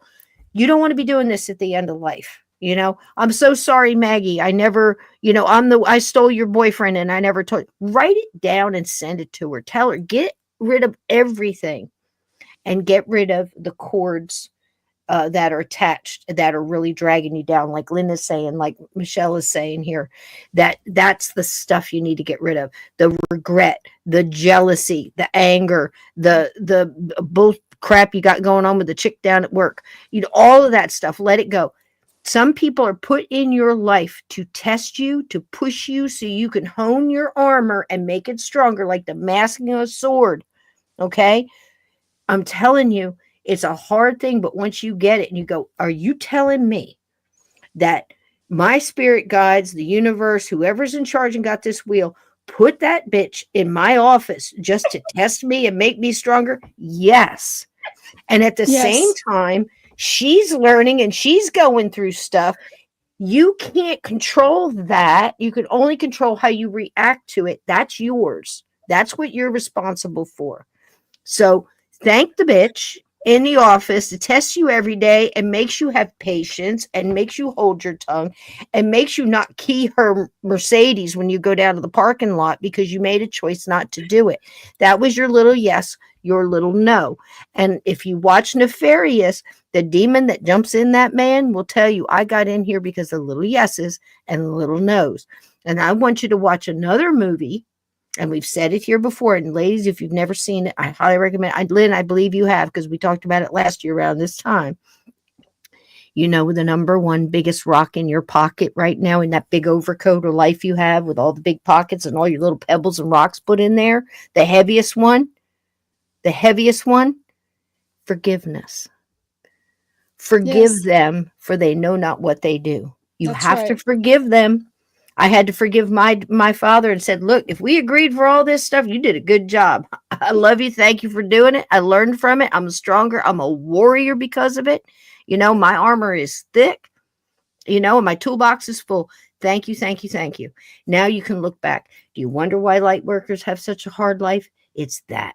It's that reason, because the hard potholes, the sharp lefts, the hard lefts, the wild, you know, loop-de-doos that you get on, you can't get back off. Do you have to fight your way out? And you learned it. That's true. That's why you have it. That's because true. You're a light worker. Go ahead. Also, if you have not experienced it, you cannot help heal others if you have not experienced the pain and the situation. And part of us coming in is to help heal and elevate, you know, people that way. So sometimes if you look at a person who, like the bitch in the office, and realize that that person is a broken soul who's doing the best they can, then you can shift it and not take it so personal. And you can look at it in a more loving way that then sends them love, and you go on your merry way. That, you know, forgiving is one thing. You don't have to forget. You still set those boundaries there. You know, and you also, I was going into another direction. I want to stay on this one, but that is important too. So if you can look at it in a different way. Thank you, Gail. Yeah, absolutely. I highly agree. And that's the thing. We have the hardest thing to go, because when you're in the car and you're late and the tire blows or whatever happens, that somebody got in your bank account, whatever it may be, take a deep breath and say, am I supposed to be learning from this? Is there something that I'm working on? Because here's the deal. I think one of the hardest things for a lot of older people is to know what you're doing and then go into a place where, like, say, use this as an example. You're a soldier, and say you're a sergeant, whatever, an E5, and this new butter bar comes in, this new lieutenant. He's 21 years old, soaking wet. Just what behind the ears. And you have to take orders for that person. What does that teach you? You know more. You have more street cred. You have more knowledge. You've been in the game longer. And here comes this little, shiny little, crisp uniform telling you, and they don't have a clue what they're doing. Here's the thing. Humble, because you have to go through whatever you're going through. And maybe you're just supposed to learn how to let other people go through their phase and you don't get in the way. Maybe you have to learn here how to be humble, or you have to learn how to, take instruction from other people, as painful as that may be, even if you know it's wrong, and you have to go through the phases of it so they can learn. Look, everything is multi-layered, and we have a tendency of looking things at this tight little track that we're on. Everything has to do with us. It's, I'm in line and I'm being held up and I'm going to be late and I'm going to, and all this. And we get mad because we can't find our keys, and we don't realize the spirit guide held back the keys or moved the keys because you missed an accident, or That's this right. happened over here. Say thank you. Yeah. Roll with it, baby. And don't struggle against it so much, because we're all here learning every minute of the day. Right, guys? Yeah. Absolutely. Especially as light workers. And we're here. Look at how much light is coming off of Michelle. And Lynn, when Lynn's here, the same thing happens. These are light workers. We have been through hell Yeah. in so many different ways. We've been lied to. We've been screwed over. We trusted the wrong people. We thought we were strong enough to take that person that kept jumping in the hole. We can jump in there and get them out. And the third, fourth, fifth, sixth, seventh, eighth time, because we're strong enough, so we're going to do it. And then we have to realize, nope, you know what? I'm done with that mess, and that's okay. And you walk away. All the different things. You got that teenager that won't listen. You got that husband that won't bring the paycheck, whatever it may be. Listen, you picked it, work through it, try to figure out what you're supposed to learn from it. Thank your guides. Number one question I always get, if I have a guardian angel, why did I run into that tree? Because, honey, you were probably supposed to hit the tree. What'd you do after you hit the tree? Did you get back up? Were you stronger? Did you know what it felt like to hit the tree? Could you help the person who hit the tree tomorrow? Sure, because you've been there. All of these things. You picked to be a light worker. Welcome to the club. Right. And and as Cisco had mentioned before, we're seen as heroes on the other side. So it's actually an honorary position to be the light workers and light bearers and light anchors. So yeah, we're here. Thank to you. help. And I love that. Explain what a light anchor is, Lynn. I think that's a great way to go out tonight. We're going to do this every month. I want, when you leave here, Michelle, get with Stephanie, pick another date. And, maybe by the time we get a couple more of these, maybe we can get Stephanie and you, we can do like 3 readings or something to show guys how you do. Because when they're on their channel and they get together on Get Spooky Society, gets with Michelle, they do little readings and stuff. And like I said, if you want a good reading, please go into a reading with, tell your guides ahead of time, just give me the message I need to hear now. Don't set up, I want to know this. I want to know this, right? Because you're blocking. You might get a message you're not ready for. You might get a message that you're just, satisfy you for now, but won't help you what you really need. So I want you to get over on Michelle's channel. Mods, drop the link if you can. Yeah, Michelle, send a couple of that. I want to get a reading from you. So absolutely. I would be honored. Absolutely. And the wonderful astrology too. Next time we come on, I want to talk a little bit about astrology. Lynn, are you familiar at all with the astrology and the machinations? I am familiar with I'm not at all. Astrology. Other than I know I'm a Capricorn, so other than that, I'd love to learn more about that because I think a lot of people are interested in it, and any tools that we can give people to work with. But for now, I yield to you, Michelle, and Stephanie's wonderful talents that you guys do. It's absolutely amazing. And I just think it's wonderful how everybody in here has got something different, and there's a reason for that, because these spirits and these ghosts, and the living, we all are here for a reason. We all have our spot. And I think they've kept the cover to the box to all our little puzzle pieces. And we're finding our home. We're finding each other. We're finding our tribe. That's what this channel is about. That's what the music in the beginning is about. Because let me tell you something. These youngins, they can't make it through. They have so much blinded, stuff going on that the world has done to them. The MK Ultra and the frequencies and the subliminal messaging and stuff. They don't have the patience to get through a couple of dancing chickens and some some vaudeville type raccoons. It actually hurts them to be around this happy stuff and this high frequencies. So if I'm playing that stuff and you're watching it on Rumble as a replay or whatever, understand that we have an intro here for a reason. If we can come in and we can talk about dark stuff on a high frequency and then we leave on a high frequency, that's for you, because I understand how this works. And I always laugh when these little, find a good word, jumps into my comments, and the first thing that they think of, they're just angry. They're just so put out because, are you kidding me? 5 minutes of dancing chickens. I came here for this. Well, honey, there's a reason you're burning. What it is, it's like visual and audible sage. And if you can't stand to get through it, there's your issue.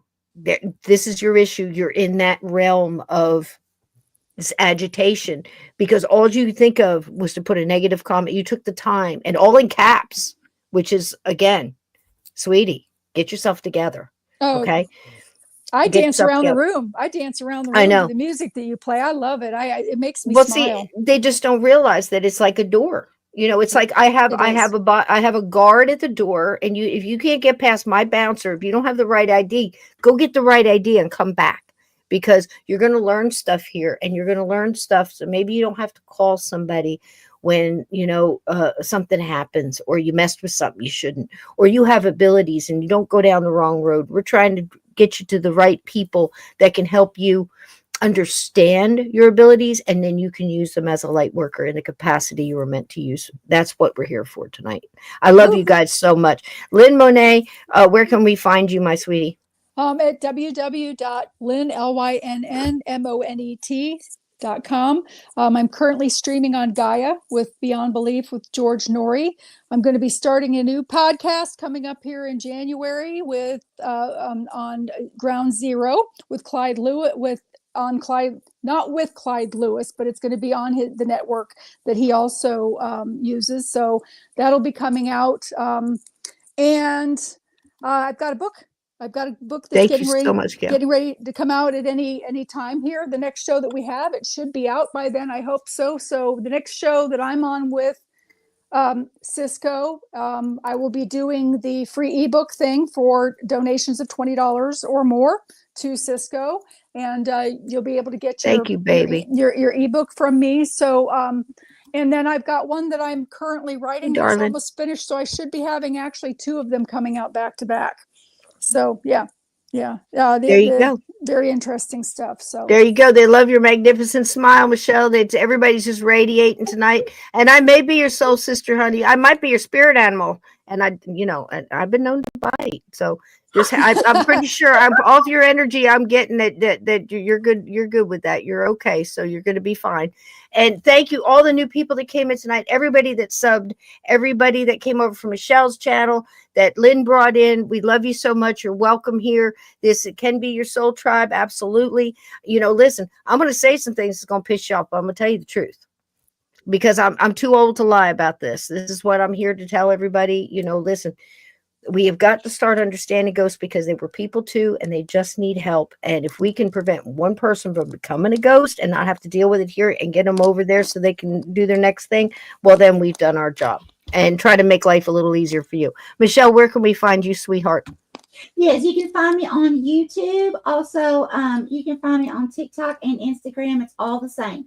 It's Michelle Brandenburg, Psychic Medium, Tarot, and more. There you go. And when do you do your readings? Now you do, I wanted to make sure people knew this. You do the astrology, you do for each and every sign. And when do you do that? Do you do that special time during the month? Well, okay, what it is, right now I'm in the middle. I just got the monthlies out. Now I'm in the Okay. middle of getting the yearlies done.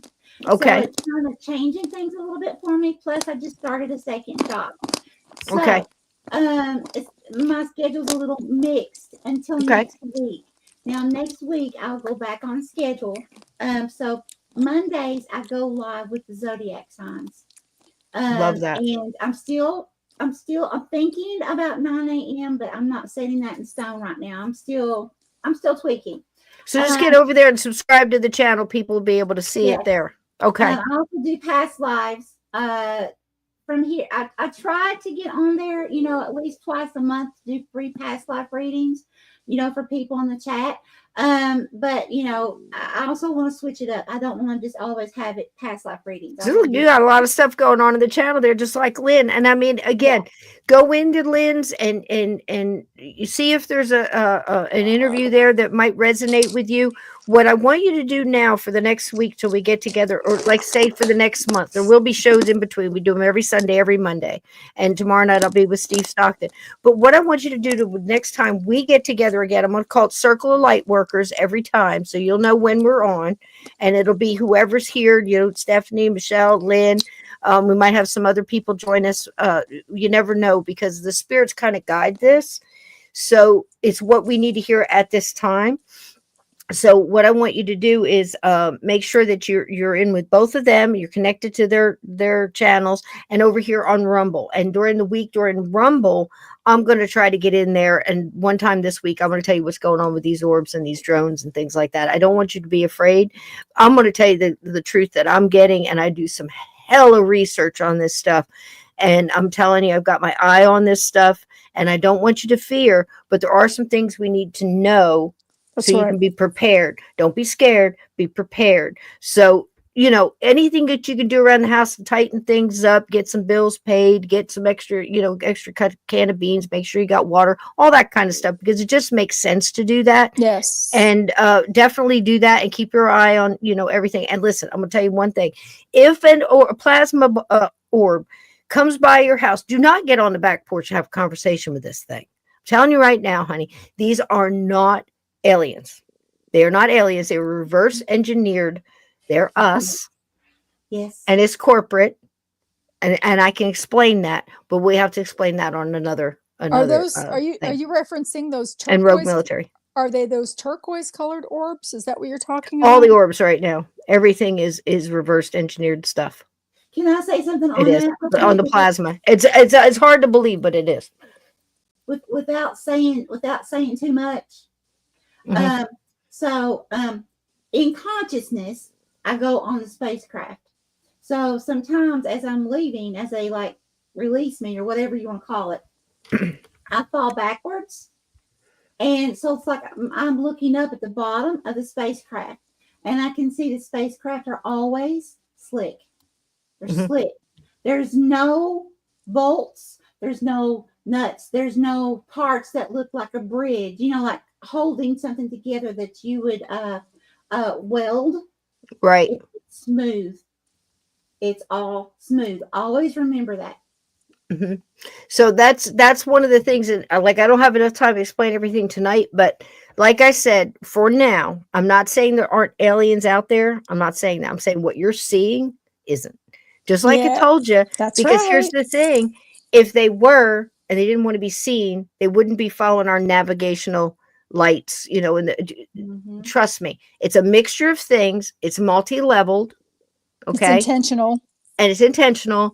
And the only reason I don't want you to be out there talking with them and all that kind of stuff is because if there is any kind of EMFs coming off of this, or any kind of radiation whatsoever, or anything that you might want to get on you, you don't want to be in, on your back porch having a conversation, because energy is going to, there's a video out there, the lady was talking and she was talking about God and everything, and it was lighting up, and she was excited because she's like, okay, the orb knows God, you're reacting to that.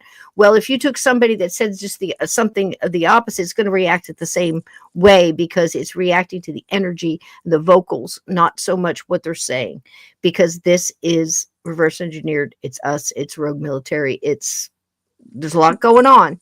I agree. But for right now, I don't want you having contact with something you don't understand that you may wish you had. So just for now, treat it like a bat with rabies. Okay. Don't let it get in your hair. All right. Stay away from it. Don't chase it. Don't do anything. Mind your business and move on till we get this straightened out. I just don't want anybody adversely hurt, and certainly don't go shooting them down. Like that one lady said, she didn't want an alien mounted in her living room. Her hillbilly husband was out there with a shotgun. I just laughed my butt off. But before we go, real quick, this is real 2 minutes. If you guys have to go, please, thank you so much for being here. But I want to give everybody a tool before they leave tonight. This is a movie. I want you to go see it. It is free, multiple different places. I hope people that are in Canada or whatever be able to see it too. But it is called The Ravine. It is powerful, it is real, and it is exactly what is going on right now. All light workers are feeling this call, this feeling like, man, I've got a feeling I got to do this. Feel that out, ask your guides for help. But the number one lesson in this movie is the fact that we are accountable for everything we say and do. And the number one thing that's the hardest for us to do is to forgive. And this movie is called Ravine. It is amazing. It was put out in 2022. Please forgive me. Bill, Danny just left me a really strange message. I need you to get a hold of him. Danny? Rachel? Anybody home? Chris, where are your mom and dad?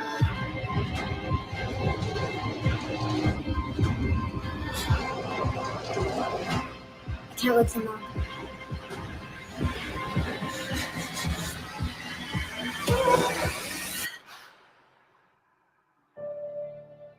Hey, Mom, what's going on? You need to sit down, sweetheart. Danny killed Rachel and one of the boys last night. Hey, little man, I'll be running. I love you, Renee. My name is Detective Ben Lee. Danny committed these killings. You did not know Danny the way I did.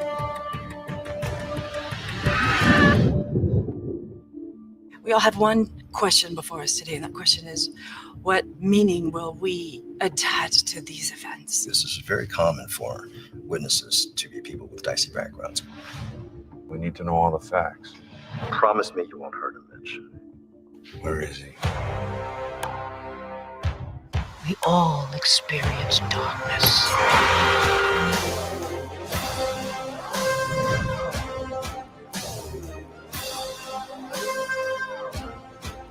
Ask yourself something. Do you want to be guided by hate? We've all made mistakes.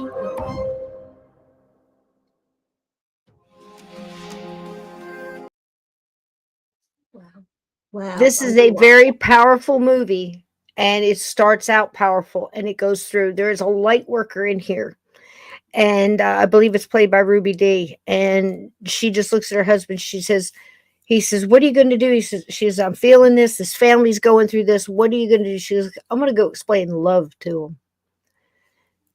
Every light worker should get to this point. It's so hard to remember when you're going through it. It's so hard. I know it's hard. Okay. But if you can remember these little things, it'll get you over those humps. It'll, when something happens, you'll see it differently, and you'll go about it in a light worker perspective of, I can see it all happening. Just like these ladies have said tonight about different rooms and different people going through different things. You'll see it differently. And that's how you have to start looking from outside at the 40,000 foot view of what's going on. And it'll all just start snapping in. Sarah Claire, I'm going to look around, see if I can find it for free somewhere else. Triplex, Tubi, all those kind of things. Put in, watch The Ravine free, and see if it comes up that way. If you do need to buy it, if it's like $2-3, it's highly highly recommended. It's absolutely worth that. So if I can find it for free, I will get it to you. I love you guys. Be blessed. On the way out here, we're going to play a little dancing music. I want you to take your shoes off. I want you to stop doing what you're doing. If you're driving, please don't do this. Pull over. Pull over. But take your shoes off and dance, because that is going to lift your vibration. I'll tell you what, laughter, all the good things. Keep a little chocolate bar in your sock drawer for emergencies, because that's going to lift your vibrations too. And please hang in there. It's going to be a rough ride, but if you could be like that little piggy that's hanging outside of the window with the pinwheel just going whee, it'll be a much better one, because you can't get off the ride. I'm sorry. I love y'all. Thank you for being here. I love you both, my soul sisters. Love you guys. And I'll contact you all tomorrow. We'll pick up another date, and we're going to do this again. I love you all so much, but for now, we're going to dance the blues away. Good night, everybody. I love you. Be blessed. Good job, ladies. I love you both. Good night, everybody. Thank you to all the new people. Thank you for coming in here. Appreciate you over on the Rumble, because that's where the really good shows are going to be. Join us for New Year's Eve on Tuesday. We're going to watch movies, Little Poseidon Adventure, maybe Stir of Echoes. Maybe we'll watch Room of the Century, maybe Pet Cemetery. I don't know what we're going to watch. We're going to have fun. We'll be there together. We're going to call in the movement. What do you think? I love you. This is the way into it. There we go. All right. Come on. Come on. There it is. Dancing is silent poetry. You don't have to rhyme. You don't have to rhyme. Just get out there. Just get out. Go ahead, Peanut. You show, Peanut. We love you, Peanut. Good night, everybody. See you tomorrow night. Mr. Steve Stockton. Right here. Same back channel. Be good humans.